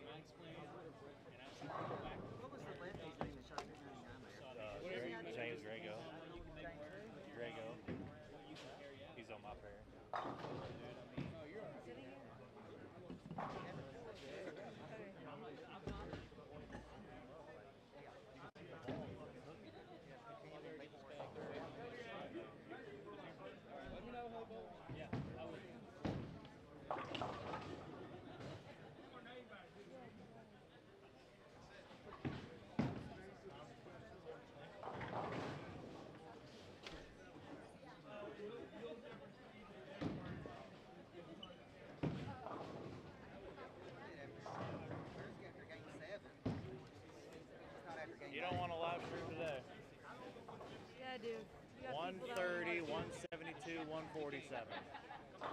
I suck. Let's be real. Scores carry over. It was going to be hard to jump from 40 to 8. It wasn't going to happen either way, but I still suck. It's a little long.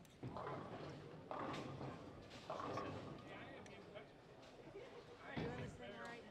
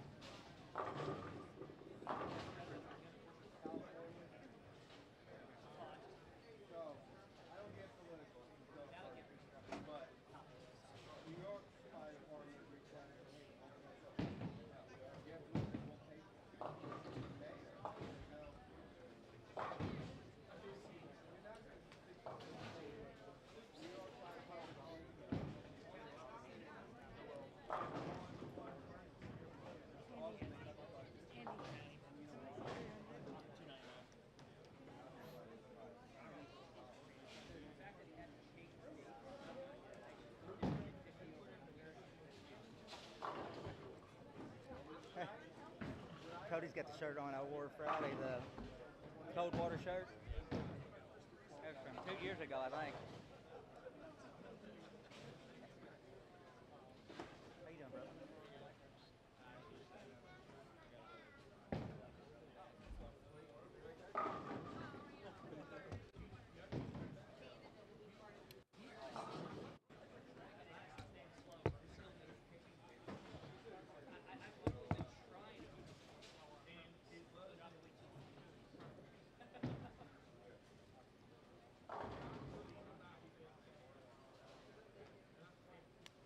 Getting mic'd up.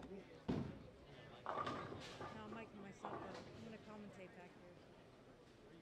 I did it last night. It was so funny. Yes, I should.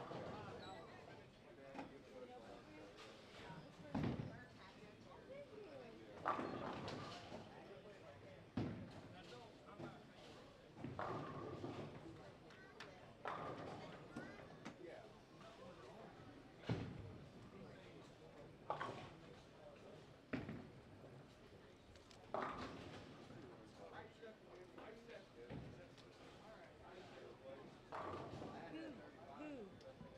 Went to Camp Pro? No, the guy in the double file jersey over there. Double file all over. The gray jersey. Oh, Yeah, the skinny guy? Yeah. Yeah, he throws the ball good. I don't know his name. He bowled on Jacob and Nick's pair when they bowled down. He's kind of a dick, but he's a good bowler. That's usually how it is, yeah.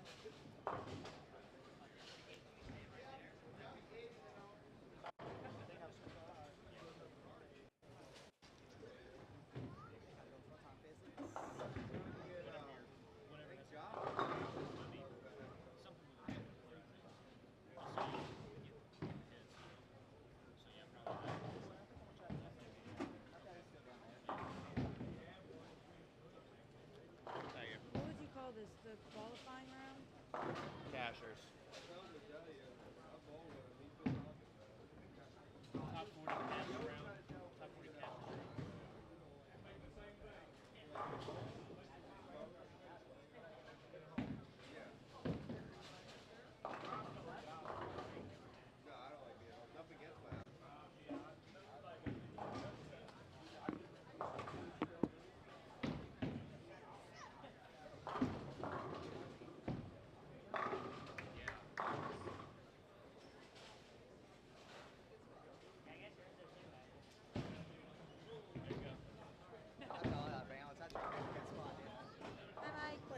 you doing? Good, how are you? Ain't doing too bad. Yeah, there you go. Can't complain. I'm bowling today. There's my man Kirby. What's up? How you doing, brother? You good? What do you say? No. See, not really. Yeah.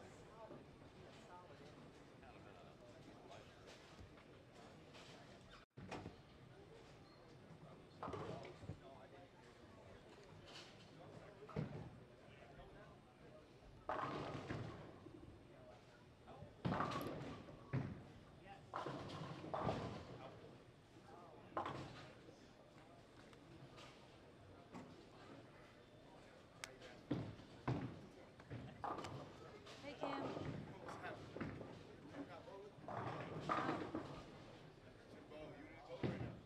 I wouldn't have.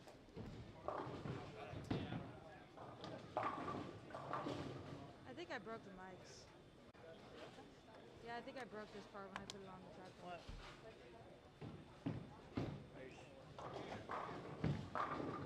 I don't think so. Looks a little crooked. Who is he talking about? Oh. I don't know if this can breeze.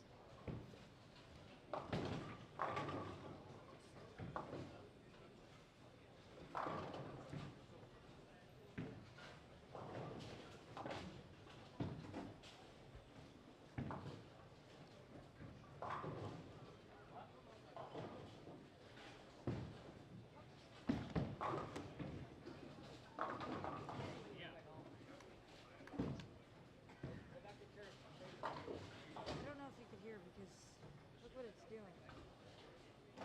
It's not connecting.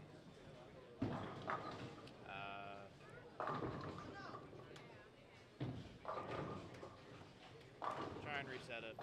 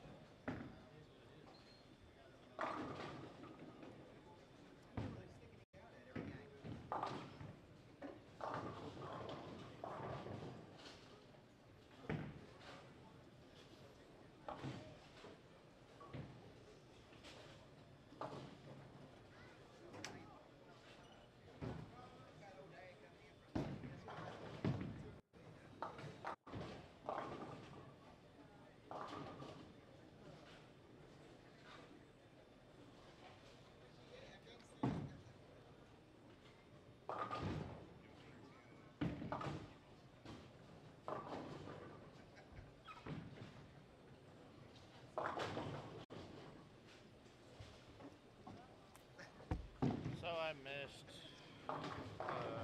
let's see.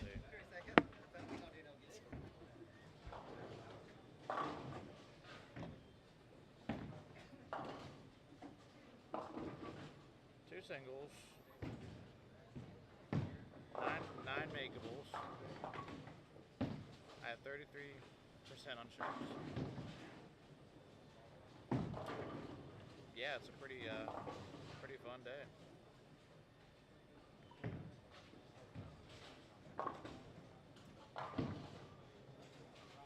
Is that thing zoomed in? What? Is that thing zoomed in? No.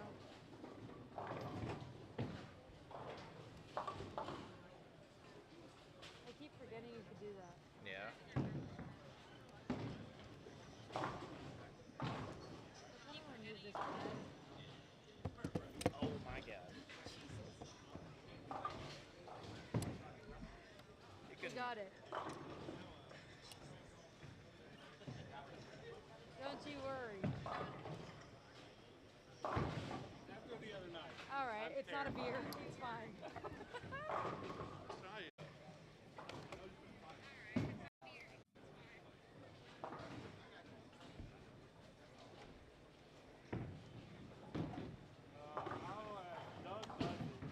But I will ask Doug. He was trying to recover.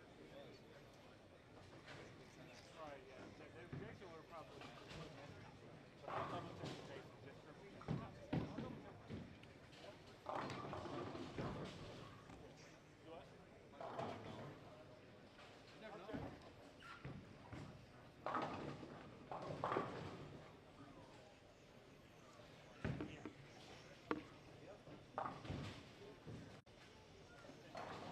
Come on, run down 3.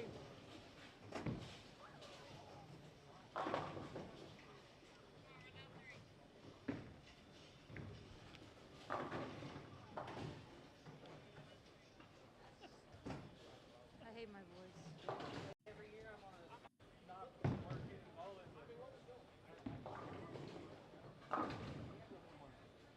You know,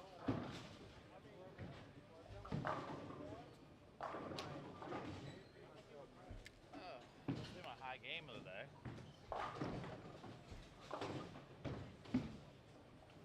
Out. It's just so tough. Did you see the pay cut? Huh? Did you see like the percentage of the pay cut is? Yeah, it's right here. Oh, okay. Yeah. 60 through 40 and 600.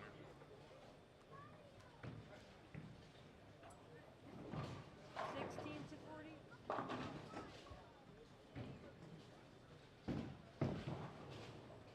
Oh, okay, they changed it. Because originally it was 9 to 40.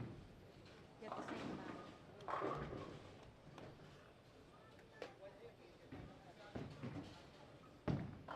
The fact that you make 12,000 first place and then 3,000 second place is crazy. That's insane.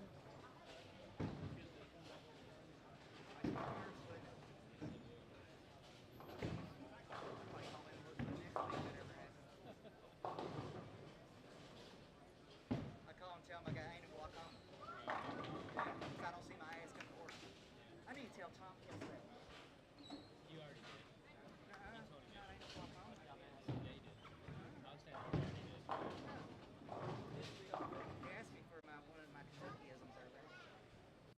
I told him juices with his on board. He's like, hey. I was like, no, you talking. He started laughing. Attaboy.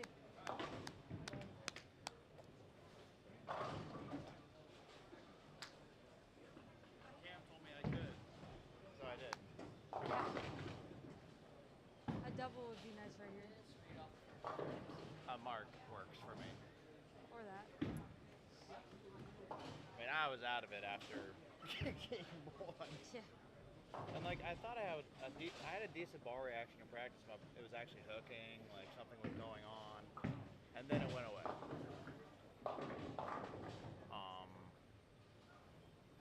So I kind of fished around, and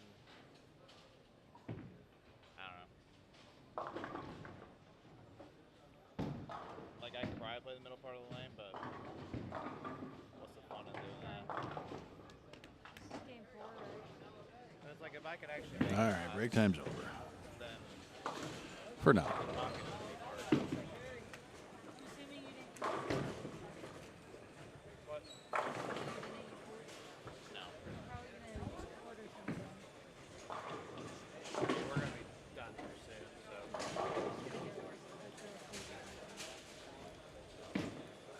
Yeah.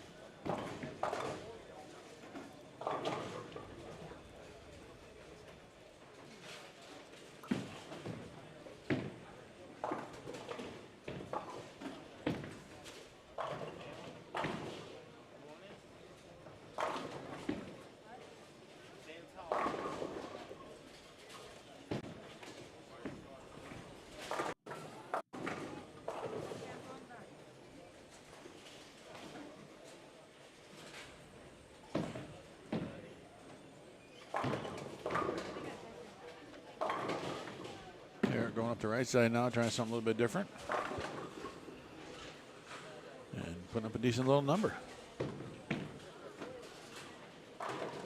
As soon as I get scores, we'll share them and I'll post them on the Bullstream TV Facebook page.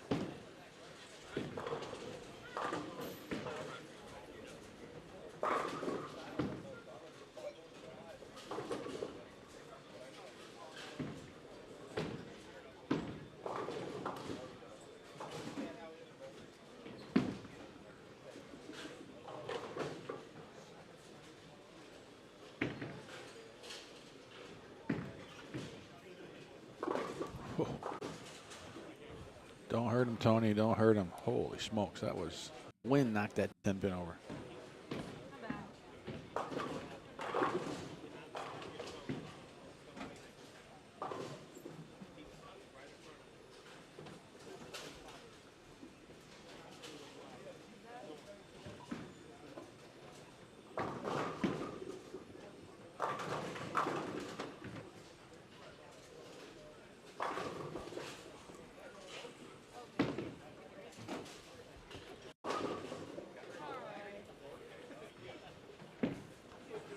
Philip Watson.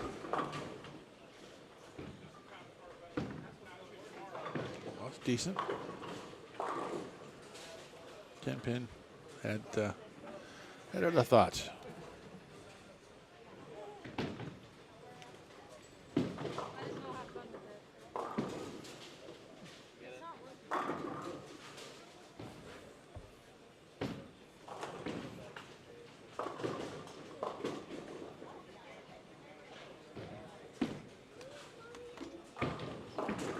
I don't know who Pollard is, so I can't help you there. Greg, sorry. We'll bounce around and maybe he'll pop up.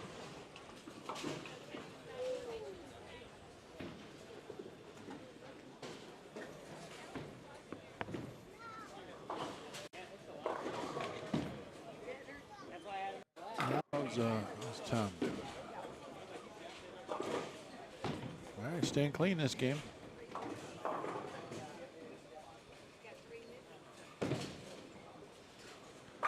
Novak's in the top 8 now. Let's jump over. There's Kyle Cook.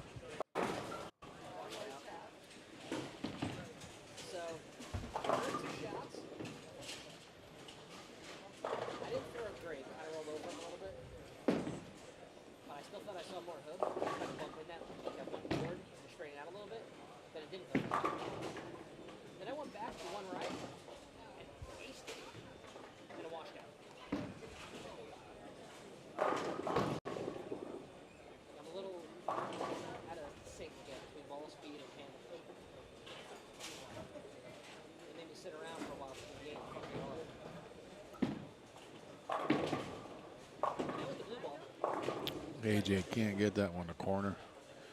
The old 1-2-8. Let's do some more bouncing around. What's happening? What's happening out there?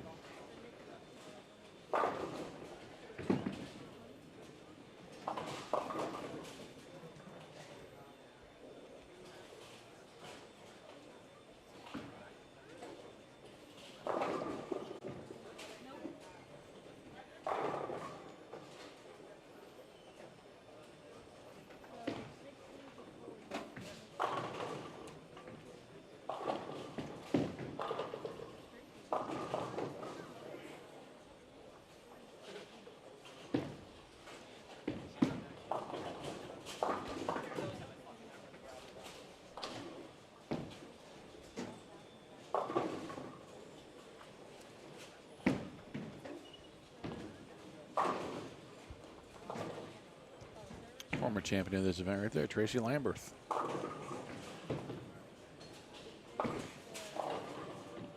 And to the left, Tony Lambert.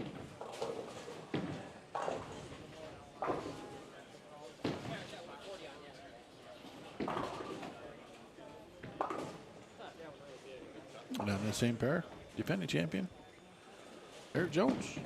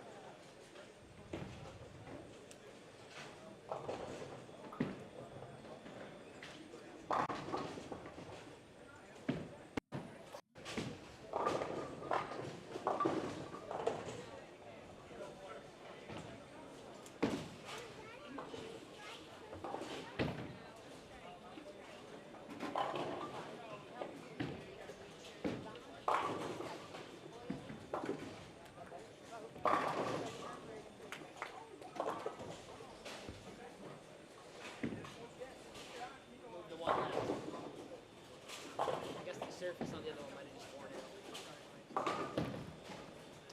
When I hit the right side of that pin shoot, that 1-2-8, it really threw me off guard.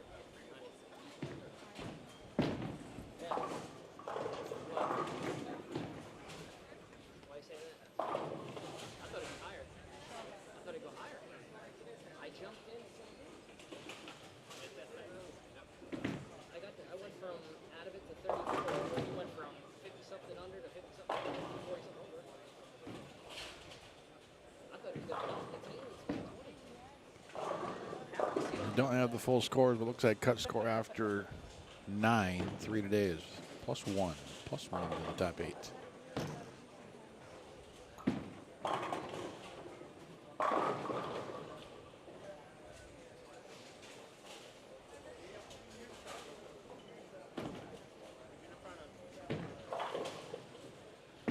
We got Eric Jones shooting 5.7.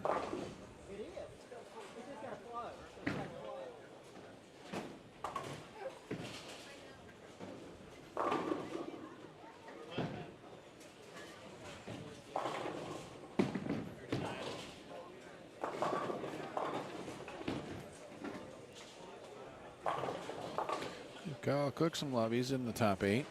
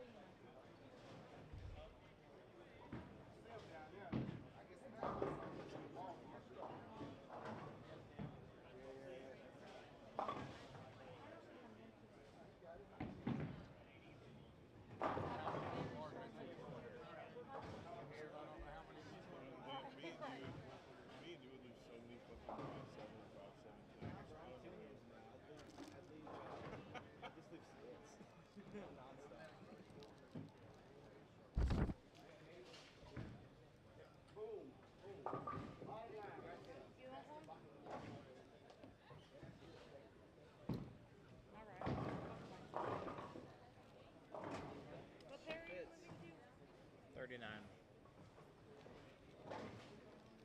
I'm really questioning my sanity. You only got 2 more games. Just grind it out. 2 more games to get the full Bradley executive experience. Yeah, let's just say college bowling will not feel hard anymore after this.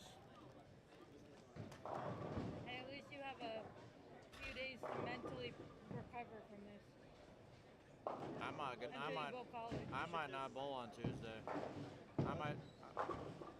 Hey Jordan, if you're hearing this, I'm not bowling Tuesday. Wait, hold on. You have to say it in the mic.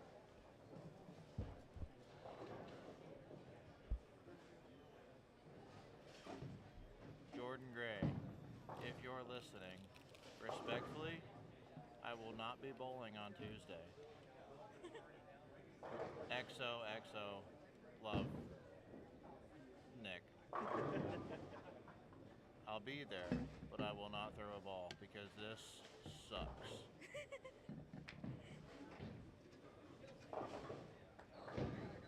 Yeah, what he said, I second that. Because I have to like watch this and mentally prepare myself, I'm also not going to be bowling on Tuesday. Oh, wow. Hey, you know what? Hey, I'll be there. I'll bowl. You could have my stuff. Yeah, I'll get a Wigan skirt. Tell me I won't. You won't.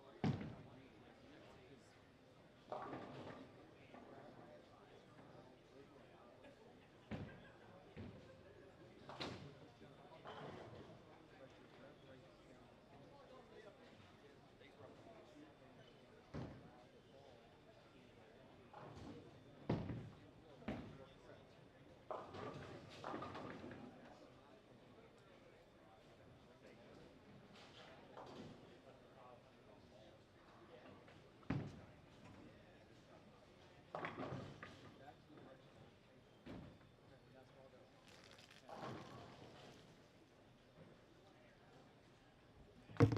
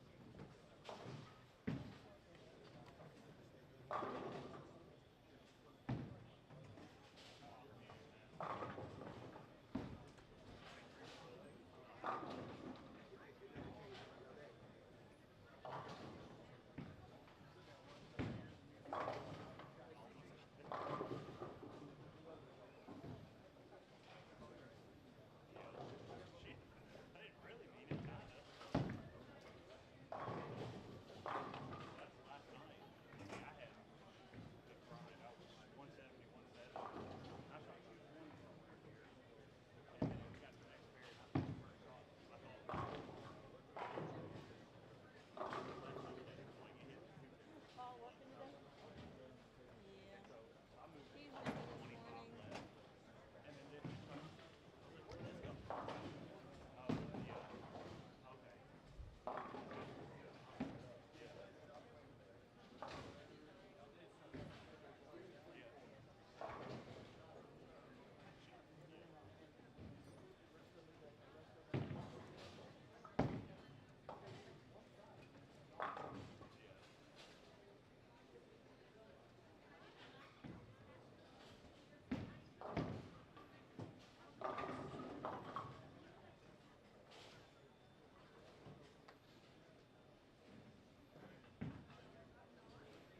Bowling today. That's my answer.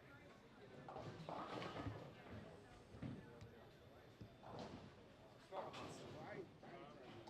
Struggle bus.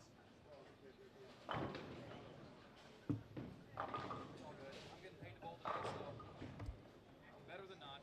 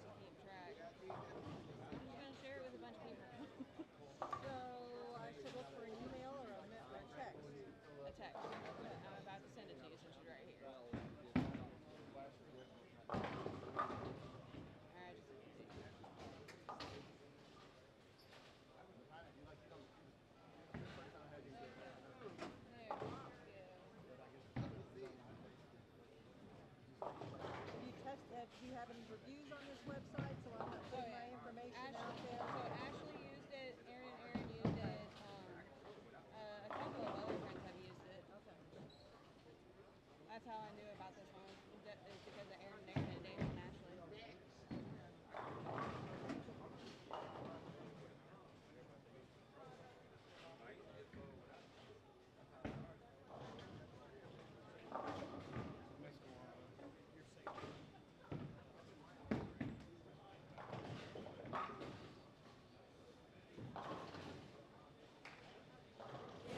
Game 5, game 5, game 5. Here it is. I promise that's what came after game 4. That means game 6 is next.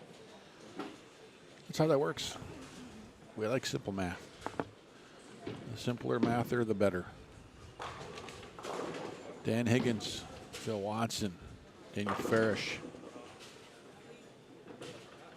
Tony Lambert here on 35, 6, 7, or 8.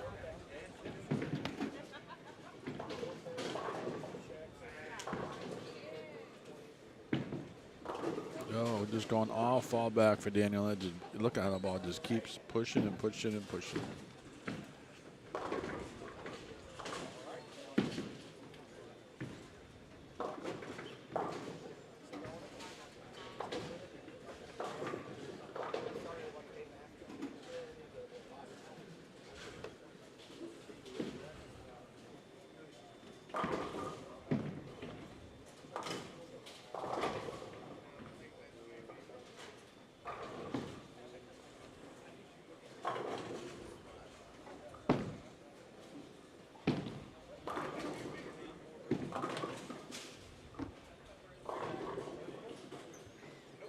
We got 31-34. Trevor Roberts.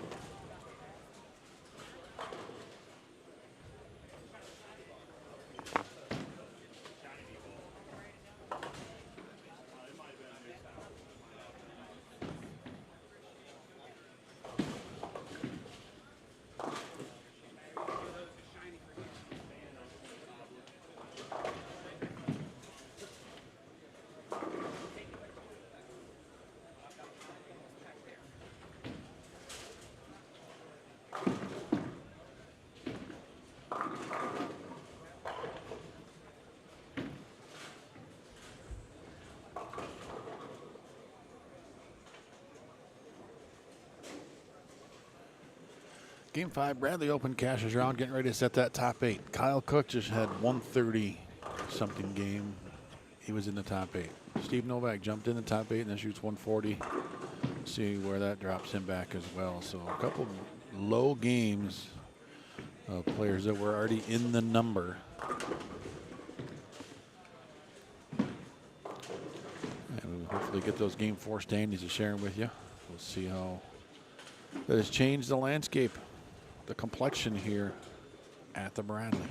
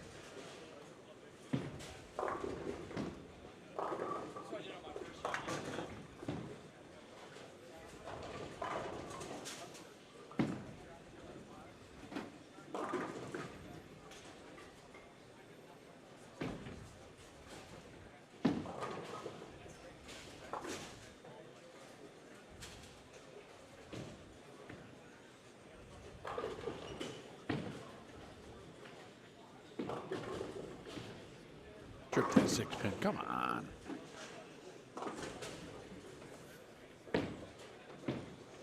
Like, share, subscribe. It's that time again.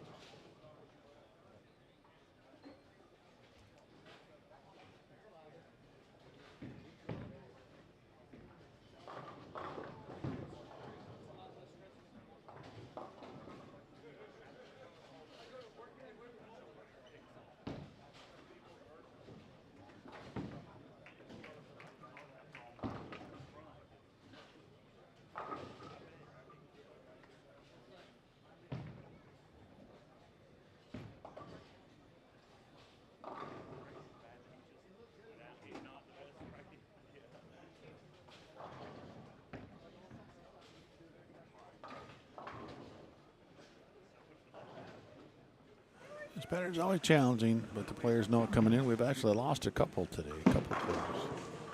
Actually, 1, 2, 3. called it a day.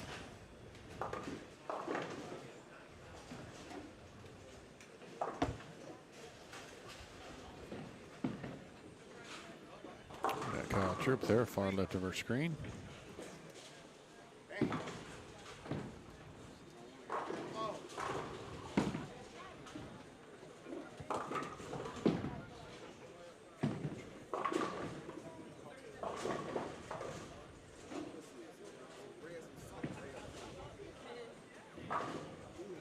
So Kyle Tripp, our leader, 22-12 through 10 games. Trevor Roberts, 2087. James Grago, 2040. Ethan Fiore, 2033. Eric Jones, 2010. Chad Roberts, 1996. Could have been the year he was born. Actually, could have been. Kyle Cook, it drops to 7th in 1990. Chris Pollard, 8th, 1984. 6 pins back, Steve Novak. 12 pins back, Will the Duelich. Cam Crow is in 1956. That puts him 28 back. Kyle Sherman, just another few back behind that one as well. So it looks like Sebi, Nick, and Gene Perez have lost today.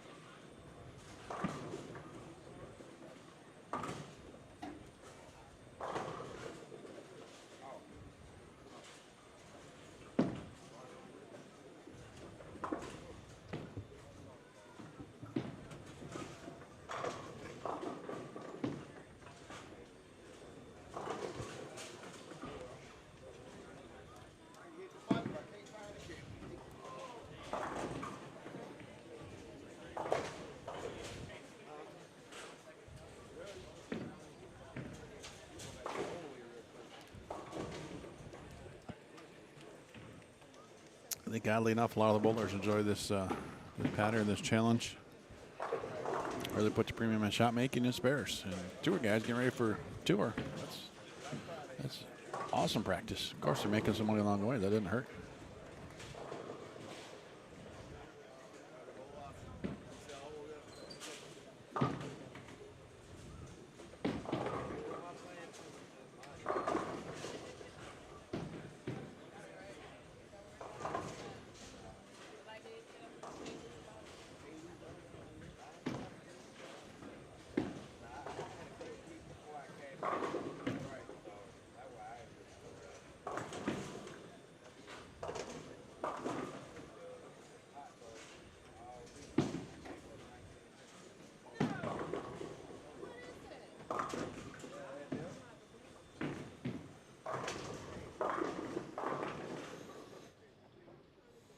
Back in just a couple minutes here. Into game 5, 1 more to go at the Bradley. Two or three. You need a drinking buddy?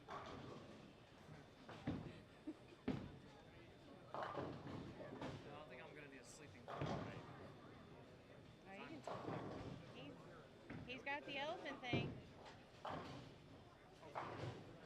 Did I even send you the video of his reaction to it? Oh my god, I'm gonna have to show that to you.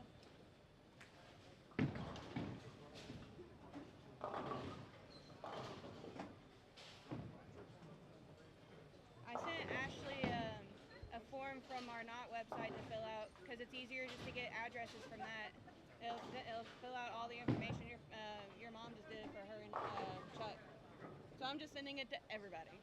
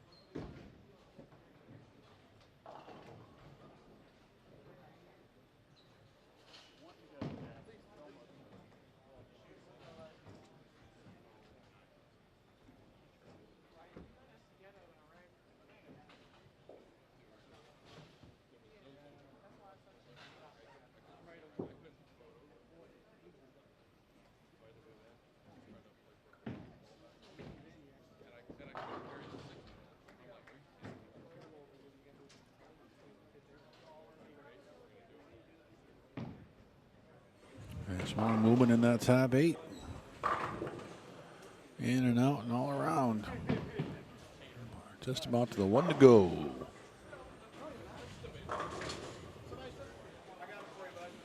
Expect the final start around 1:30, give or take. Got to oil the lanes here. Got to oil the lanes we need for the bracket.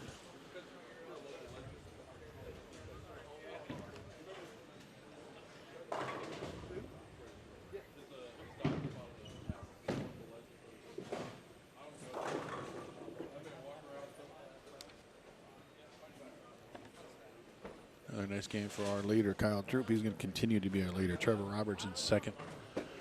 Well over 100 pins back. Troop is starting to lap some of this field. On average, about over 10 a game.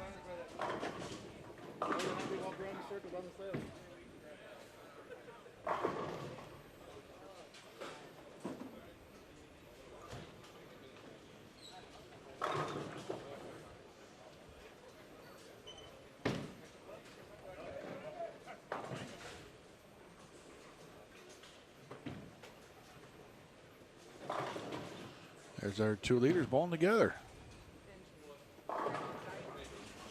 Trevor's in the 2-0s. Kyle's in the 220s. Kyle will keep his lead. Trevor's probably going to stay in second. Pretty sure he will because Jimmy Grogger did that shoot over 260.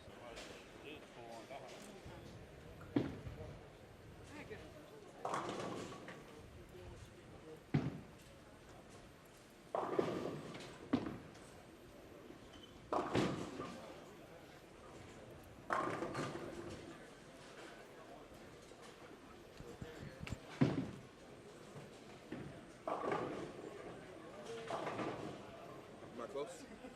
Yeah, kind of close. Kind of close. Yeah.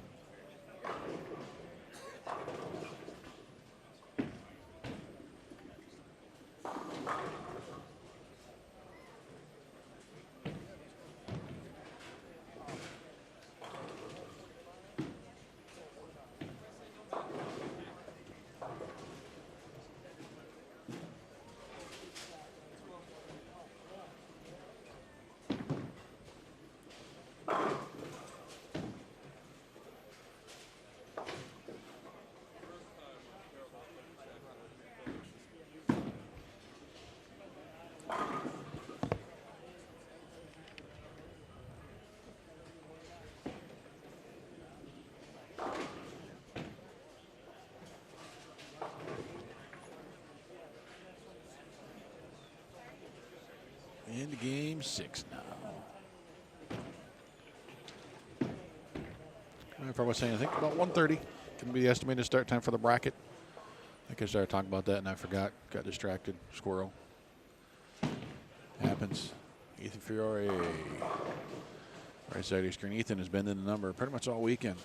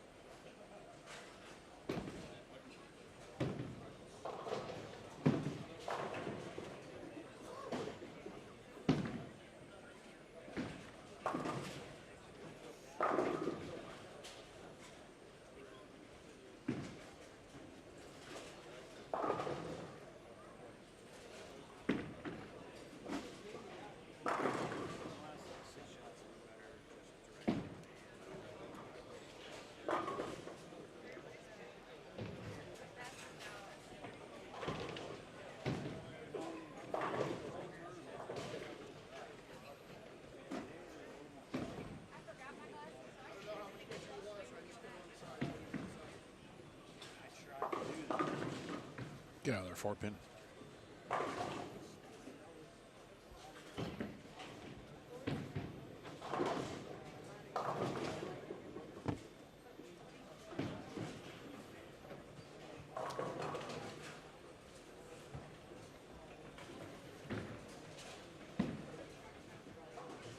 Big shout out to the sponsors as well: Hammer, QubicaAMF, and Wolfe's Bowling Supply.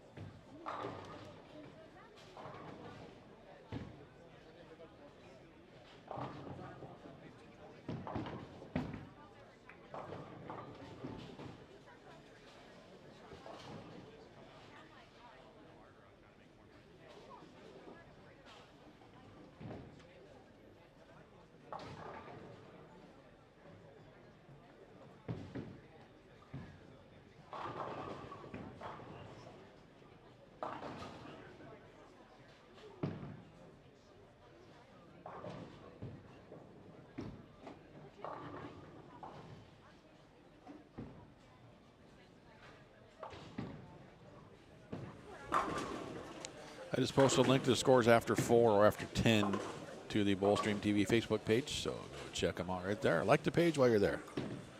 Why not? Like and subscribe here too. Y'all know the drill. Show the page here on YouTube some love. So I'm just doing my one cameo appearance here for Emil as he's on vacation. But don't worry, he'll be back for all the rest of the Bowlstream TV broadcasts. The timing of that is literally unreal. Unintentional, but unreal. Very unintentional.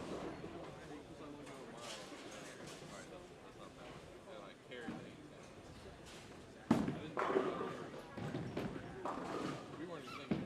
I won't tell you.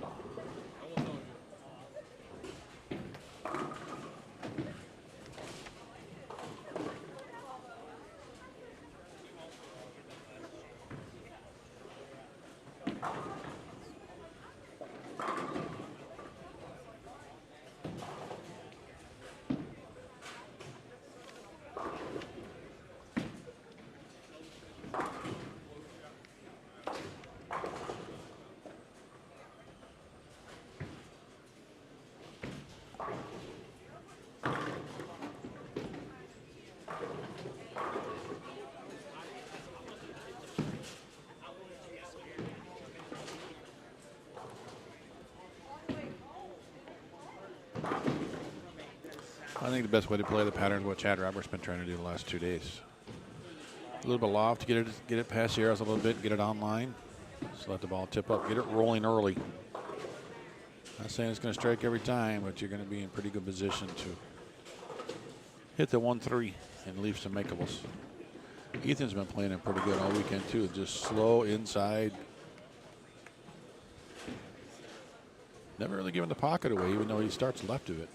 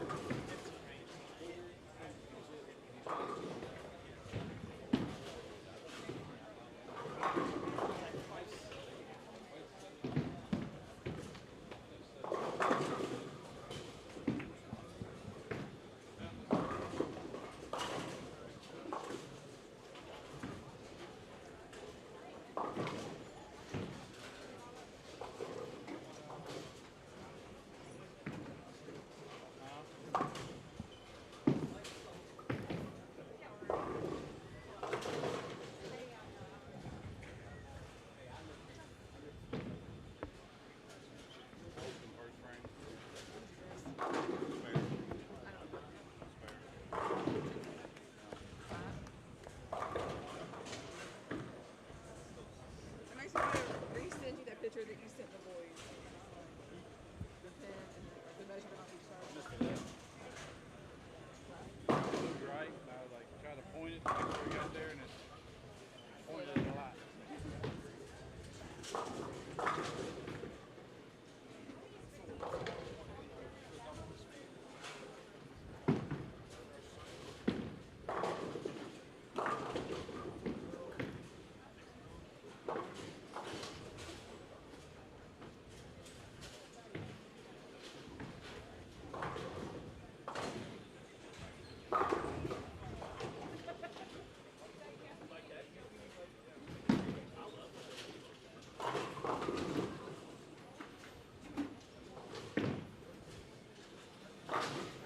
So these players that are in the number right now are just at the point of staying clean.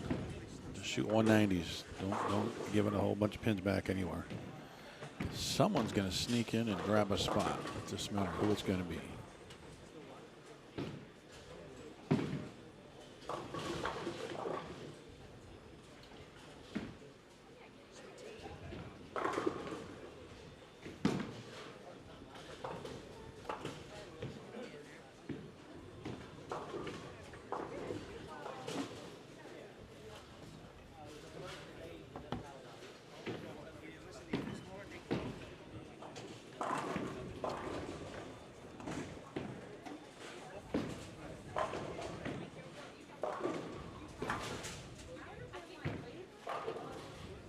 We got Kyle Troop, we got Kyle Sherman, we got Chad Roberts. Hang on, where did Chad go? He just disappeared on me.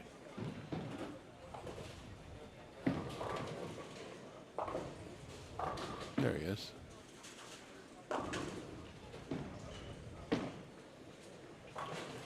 Oh, that was Kyle Sherman too. Yeah, I pushed too many buttons. My bad.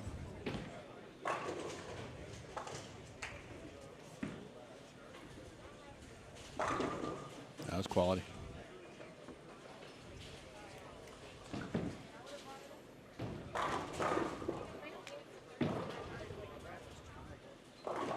Somebody lost an insert. But Kyle doing, oh, so now there's a good lesson right there. So officially, per the rules, right, as Kyle threw his shot, it struck, it was over, he walked over and looked at that insert, realized what it was.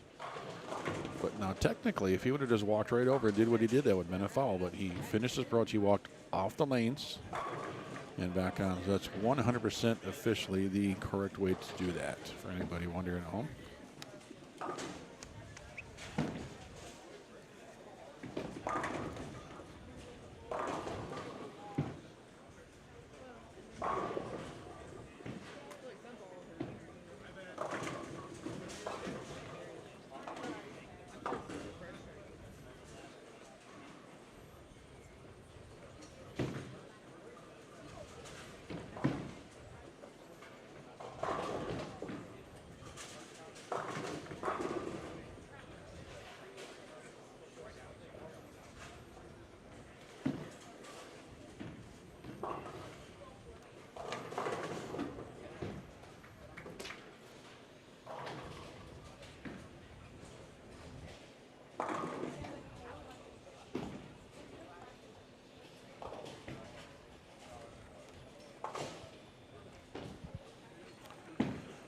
All right, after 5, Kyle Troop still has tournament.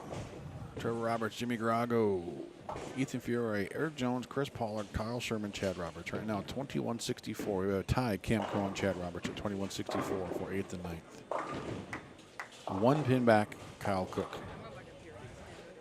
6 pins back, Will Vadulich. Steve Novak is at 21-42. That puts him 22 back. Kelly Countryman, another dozen.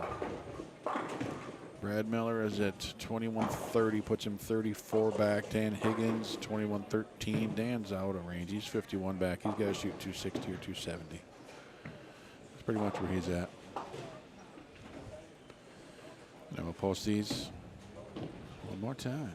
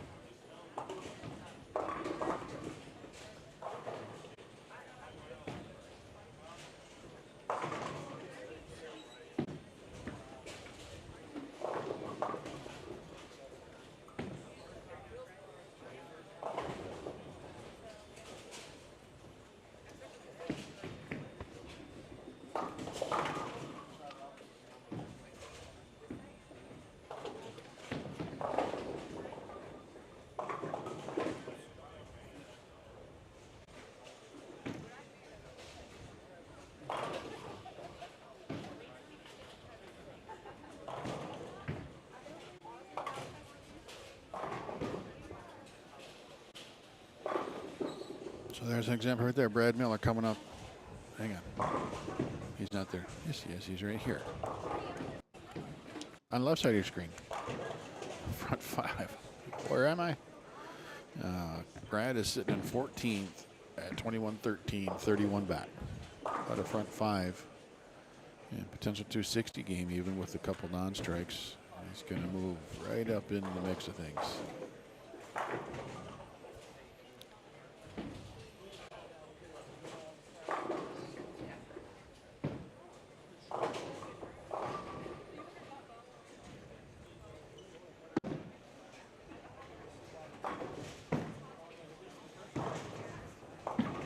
Novak going for spare number 6 out of 7 frames with just 1 strike.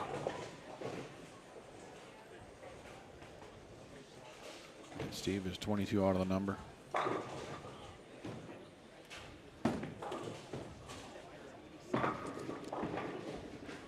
So I better get a pin because we got most of the players right here. I think I might be able to get this score. Maybe.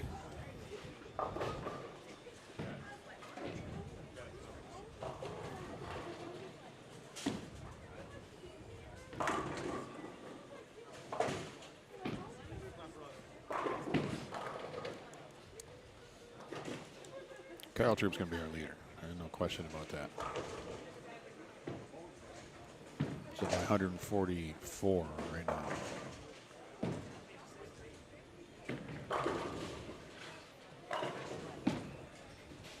throwing is so good. That's called seeing the picture right there, ladies and gentlemen. That's what that's called.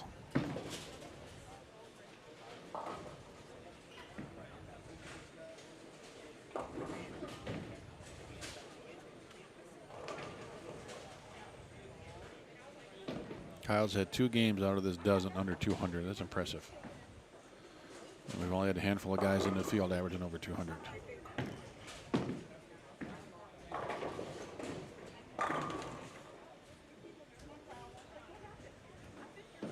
But who does Kyle get in the opening match? Matches are going to be best of 3.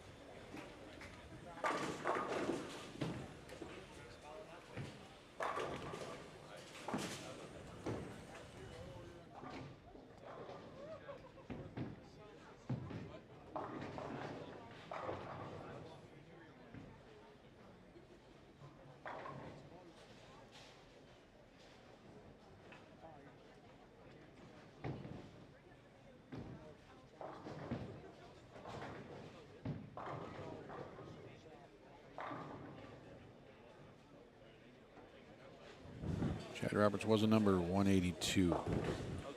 Shoots 182, so he loses 18. So it's Cam Curl, Kyle Cook, Vadulich, Novak. Are they going to make any run?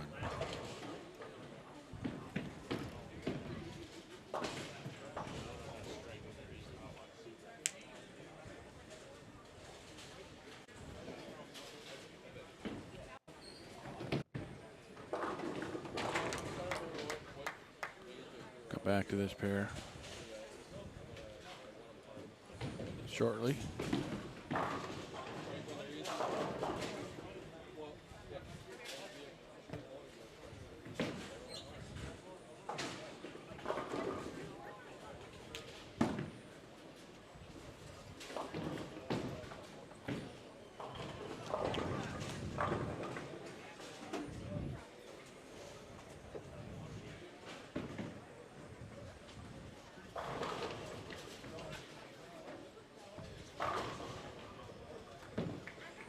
Steve can still shoot 217.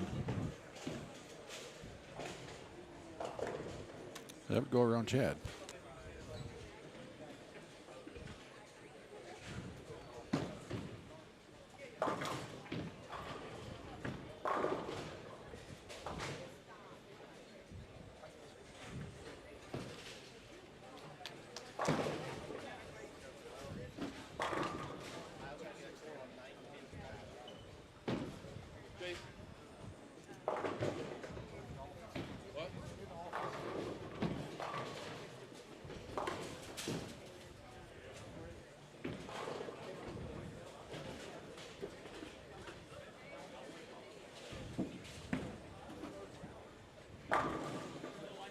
Just remind everybody about 1:30.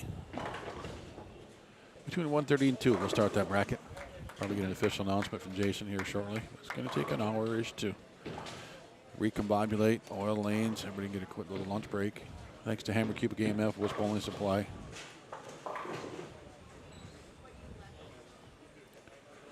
And just a little housekeeping as we sign off for the afternoon after a few more frames. I'll keep the stream going live just in case there's a tie for that 8 spot. Because right now we've got 2 players on that number. Cam Crow, Chad Roberts. Chad going behind the number. He just lost 18 pins to the good. Cam's score, I can't see. He's down on the left.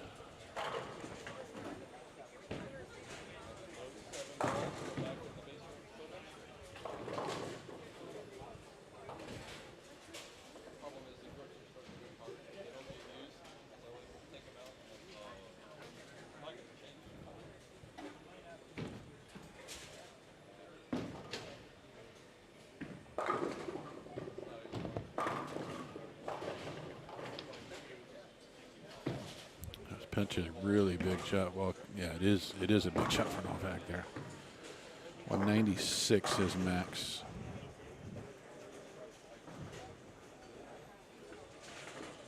Put him at 38.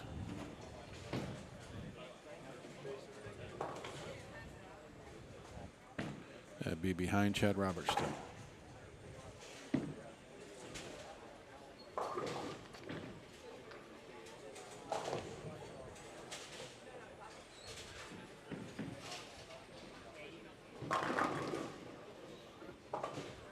Kyle Sherman just at 239. He's not giving up a spot. He's in.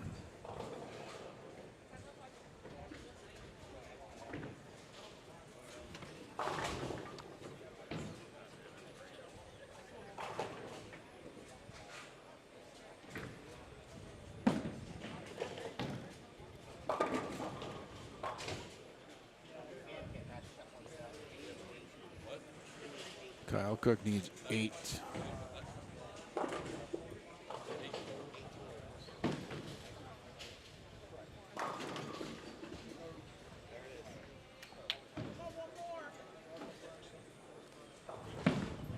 So Kyle goes ahead. Cam shot like 170.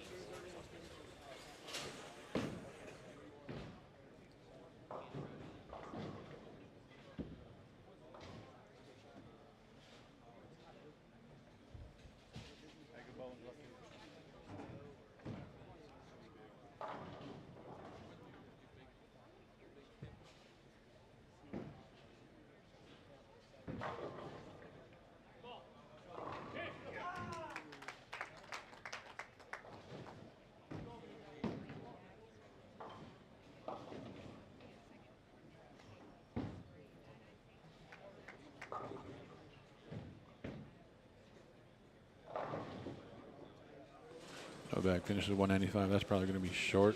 Cam Crow doesn't get there.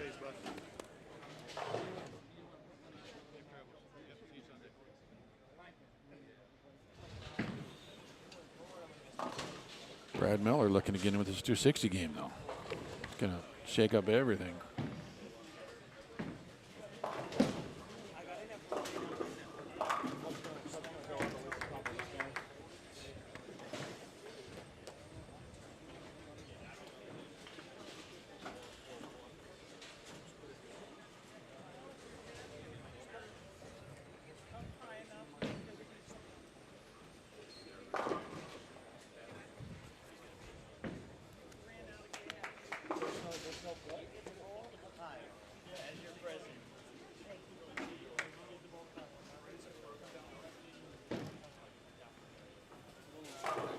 Kyle, what are you?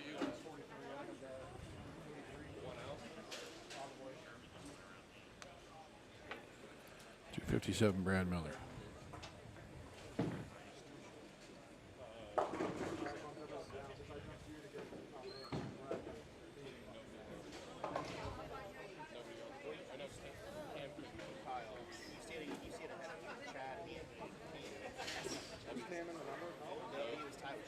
Right, but Brad jumped over everybody. I think he made it. Brad's the number. Brad's 257. He's 30 under. Shot unless something else happens, it'll be 9, it'll be 10. Then we can go and like have a ticket fight or something. Something like that. I go find one of these broken things. Break it one. I don't think a 3-bagger would have mattered. I can tell you this, I didn't have.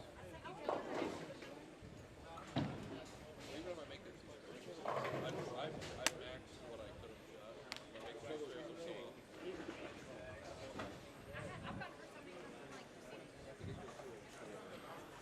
Looks like everything's just about done. I still would have been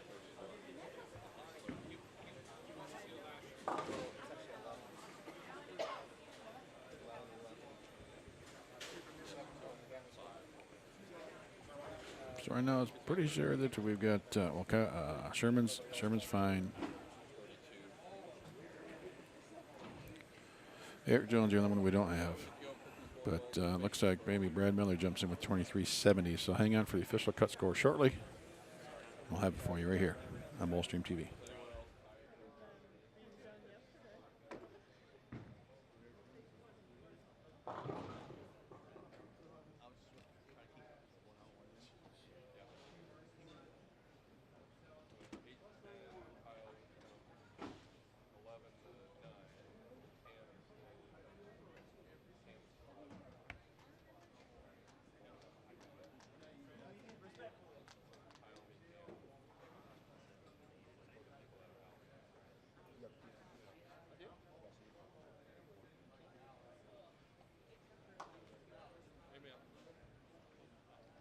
Hashtag we tried.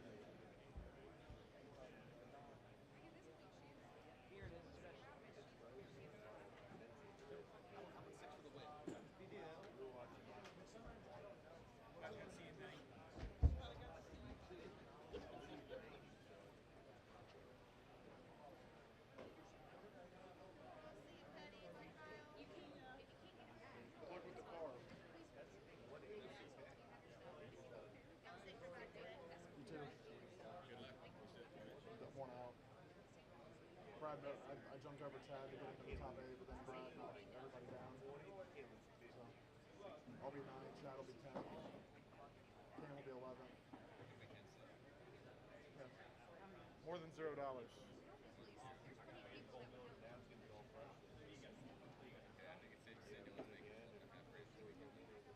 they'll top 8 will top 5. They should top 5.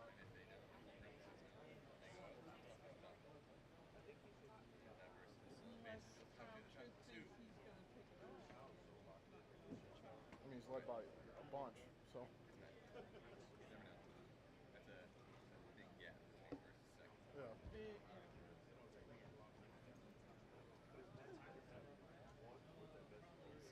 Good to see you. Be careful.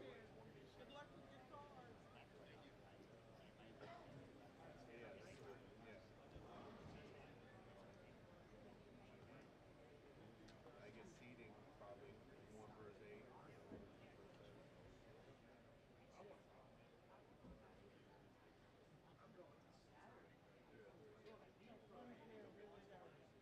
I could have bowled 5 more frames and they get on that pair and notch that 200. There's no play. All the righties that started there through shiny, which is the wrong idea. None of the righties wanted to play right today, like remotely to the right. That's how we made them look good yesterday. Everybody started going faders 180, and all that does is fuck up the middle of the lane and make it nice to impossible.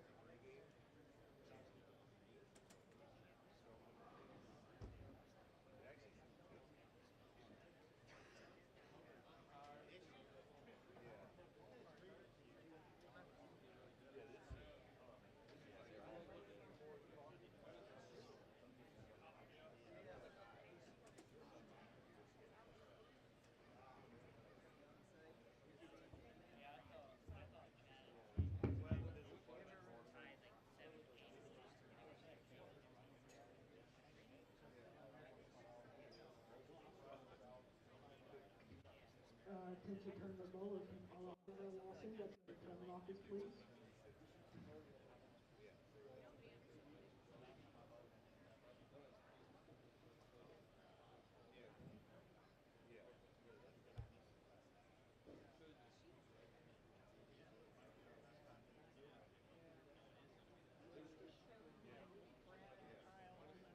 They do like YouTube stuff.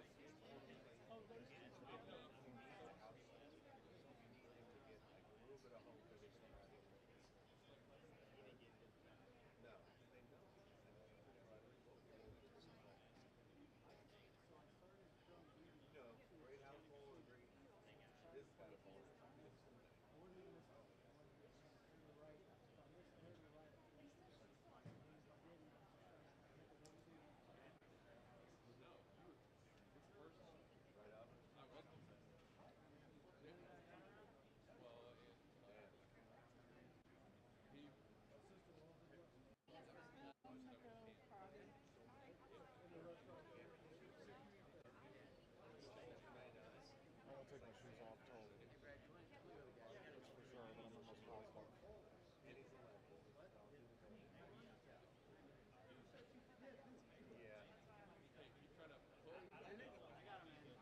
can you get put a good dip in? Yeah, I'll come with you.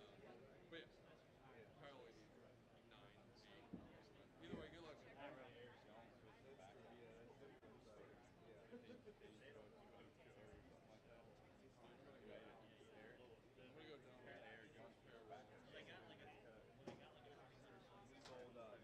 Sold Thursday, and then we it's like me, Josh Brown, and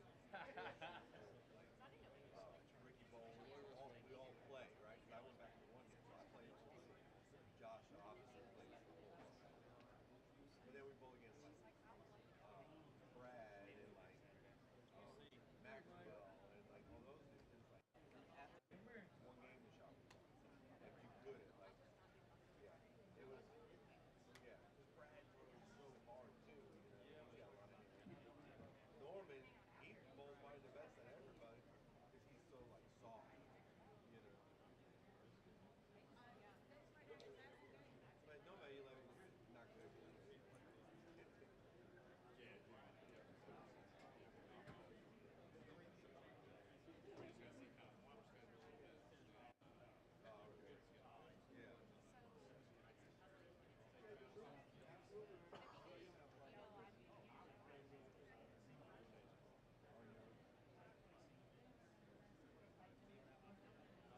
How you like it?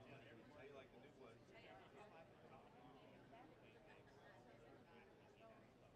Oh, like the black stuff?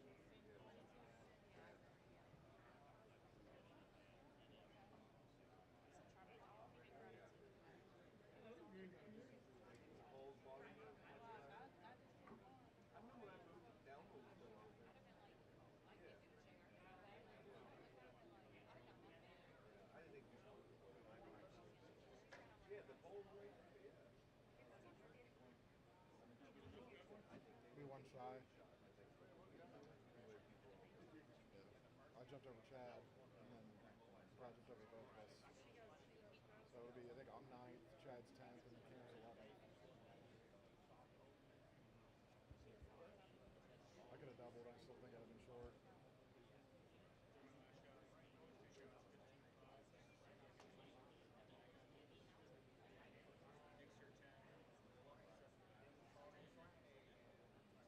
You have so many sevens that game.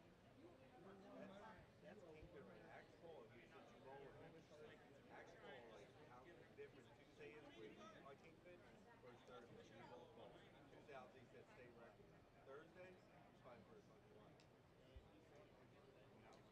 Yeah.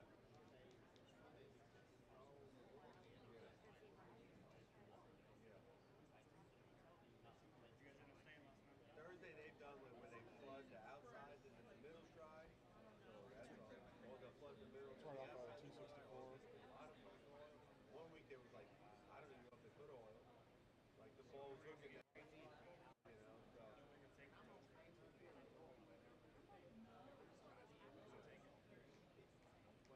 So they're going to fix it down here, and then someone took to bring them down. But the other days, it's whatever their head mechanics. I don't think he bowls. Yeah. No. Yeah. Little man syndrome. Yeah.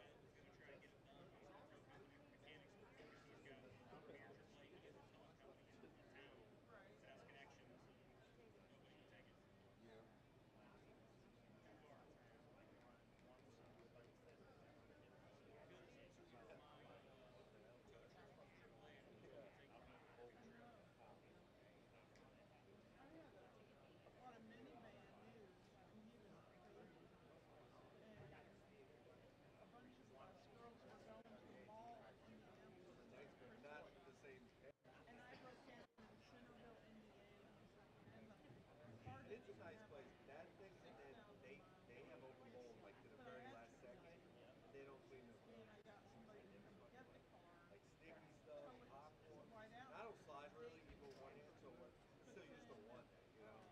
My Like most of girlfriend's our bowling husband is the and two, my 250. I husband don't want no damn had to dumb drive on it. 2 cars to us to get us all back. Yeah. Oh yeah. I used to bowl, yeah, yeah. Danny's league, right? Yeah.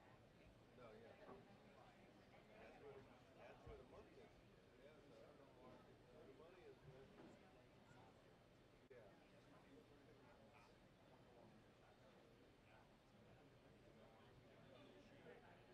It was crazy, like growing up in New York. I moved here in '08. The leagues were just different. Like league bowling was like priority over open bowling, you know. And then the whole format was different too. We didn't do halves or quarters. It was one year, season. So you did wood, so pinfall, then you did record.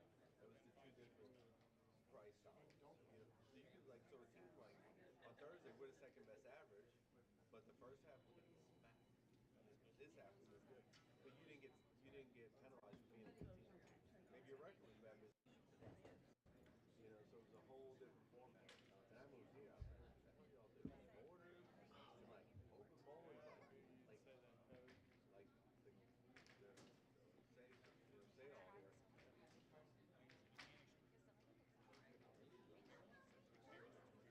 Yeah. Well, I looked here. I looked at clubs. Yeah, 450 for season. That wasn't that long ago, was it? Because I know the last time I went there, he was bowling and he still had Woodley.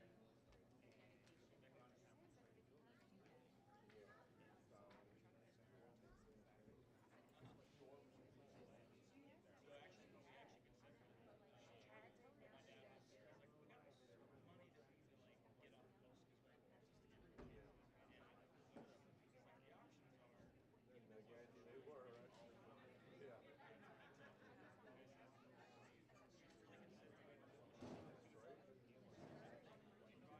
crazy. Yeah. And all the sheets skiing and stuff. Shit, on that Friday league, we saw the craziest shit. They didn't want to bowl because they didn't have the liquor license ready. That was I mean, I don't drink, so I'm like kind of like biased, but I'm like, you want to really that dedicated about drinking? That's crazy.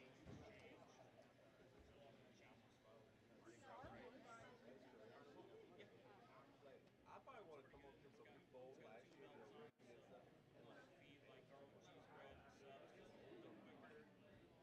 I felt like I was at a bingo hall or some shit.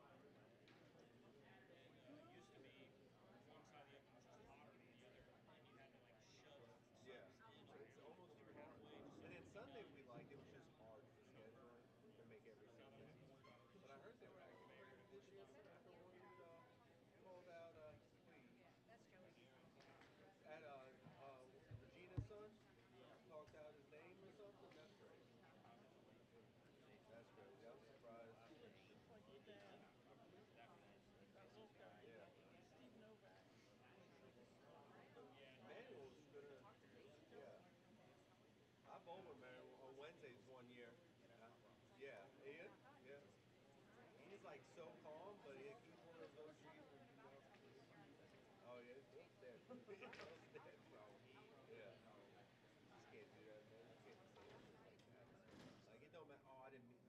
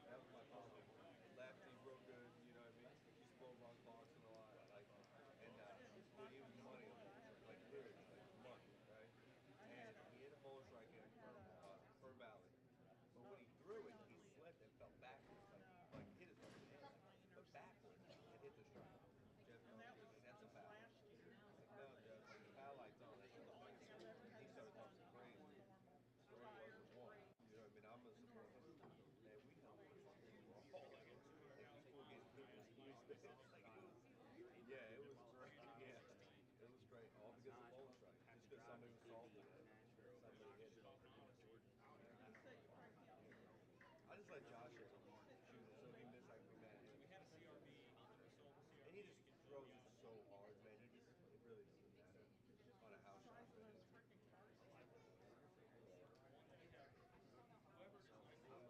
But this was the closest to me, so now I gotta go. Kingpin is. I live in Germantown, so I guess nothing's really close anymore.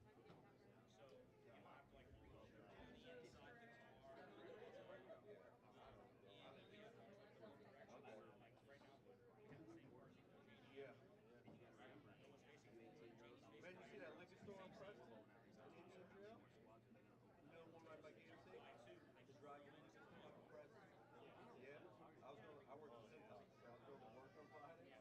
Fucking Black Betty there, Ramsey. Like that's that tank shit that's SWAT went in there. They were selling like guns, not like handguns, like guns, like ATFs, whatever. Yeah, like in the morning. Because I drive down Preston Highway, Preston Street. No, they rammed them. Have a pulse. They had battering ram on them. And then SWAT was like this. You guys like that five parts? Around it, dollies and They Hansies, face Indian backwards, Trail. they face forward, That little liquor store got then the they little get too Mexican. tall, Yeah. and then you got Yep. booster seal, and Because our plan is hog lawn, so over by Long John Silver.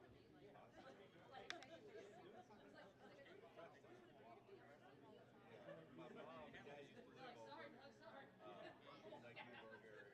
Unless there's something right off Papa Road. not correct. Yeah, that's not too bad. Yeah, they had 6 games to get 9 through 40 checks done. put people's names on them. Okay. Yep. Something's not accurate. Okay. What's crazy is Newburgh on the Let's other hope side so. of Let's Warren. hope so. A whole different world. It's like $1 million mansion. That'd be kind of cool. Yeah. Yeah. Maybe pull like a U.S. Open. Maybe someone's got a warrant on it. Yeah. Yeah. Yep. It's pretty noticeable Go to here. the end out in Austin, there's like a whole neighborhood like that. Like people keep their lawn up there. It was 190. Yeah. No. It was.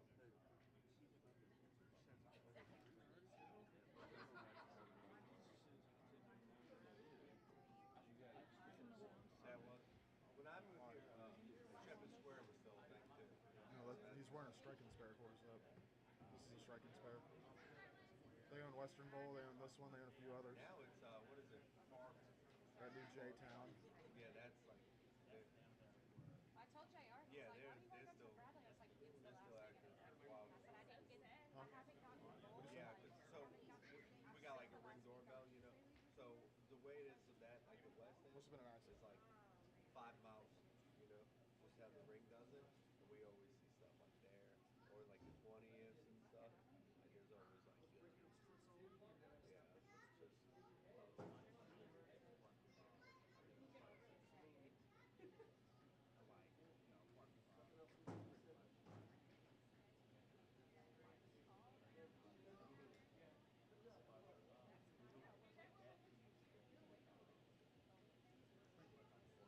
it was.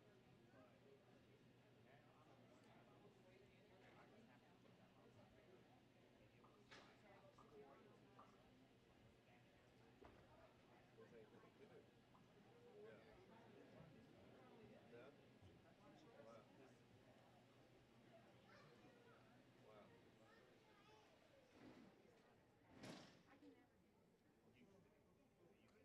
I think it's spread out on lots of time in Louisville. They broke those up, yeah. So, First time in a decade. Wild on South Park over there. Corona area or Perkins area. I was still at Urbana the last time. Dude, my hand's like open still. I've been learning about it. So bad. Uh-oh, SJ. What happened? Oh, stop it. I see the score, but I don't know who made it.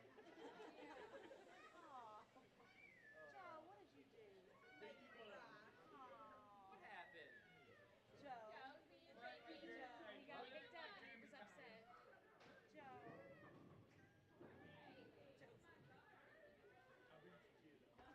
That's Daniel's job. You're not supposed to say that. Beat the kid up. Oh, he deserves to say that. Every kid deserves to get something. Sometimes you just gotta throw them off the line.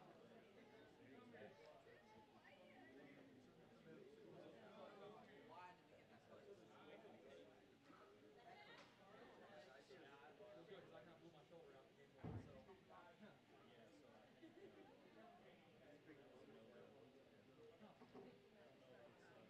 Yeah, so I think I would guess probably. Yeah, that'd be my guess.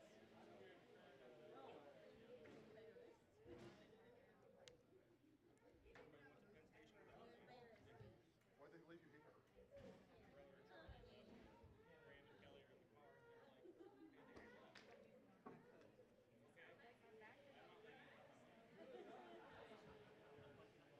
Fuel station, plenty of money will build. Burn it out. Here, let me help you get dry race to life. Yeah.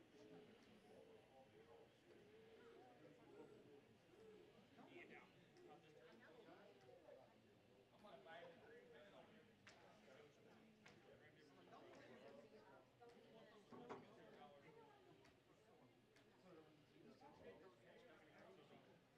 I don't know why 400 people won't turn into He'll be fine. if he does, there's one less mouth to feed. Daniel's like, if he knows how hard to I mean, see, I think the same way. Like, I'm like, I'm not saying I'm lucky, I'm just saying he's not wrong. Maybe Tracy could take a cruising shirt off. So, like, last night we told Delaney, because Delaney went to help out on Thursday night because she both. And she comes over and starts hiding next to me. I said, I'll be there. I can look at I'll go take that. She goes, okay. I said, you go talk to her. I'm not going to make you over there. We didn't know that as a kid. She's like, I'm hungry. Like, he's all right. Like, we were like, girl, you know these people. What was it like? It's Call like me. if I Go. Go away. kind of style because yeah, JT means like a year and I won 8 titles last year. She tried to put him down and he got upset. The paper, a year for Hannah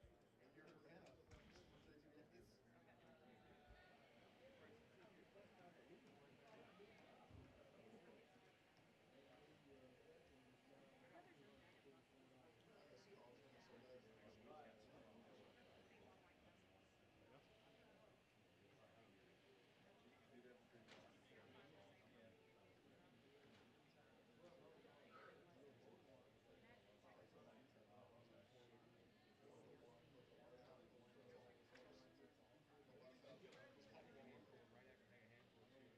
This college game is so bad. All right, attention bowlers. Sorry for the delay while we were finalizing all scores. The top 8, the cut to the top 8, -30. Your Brad Miller is your cut man. Your number 1 overall seed, Kyle Troop, plus 243.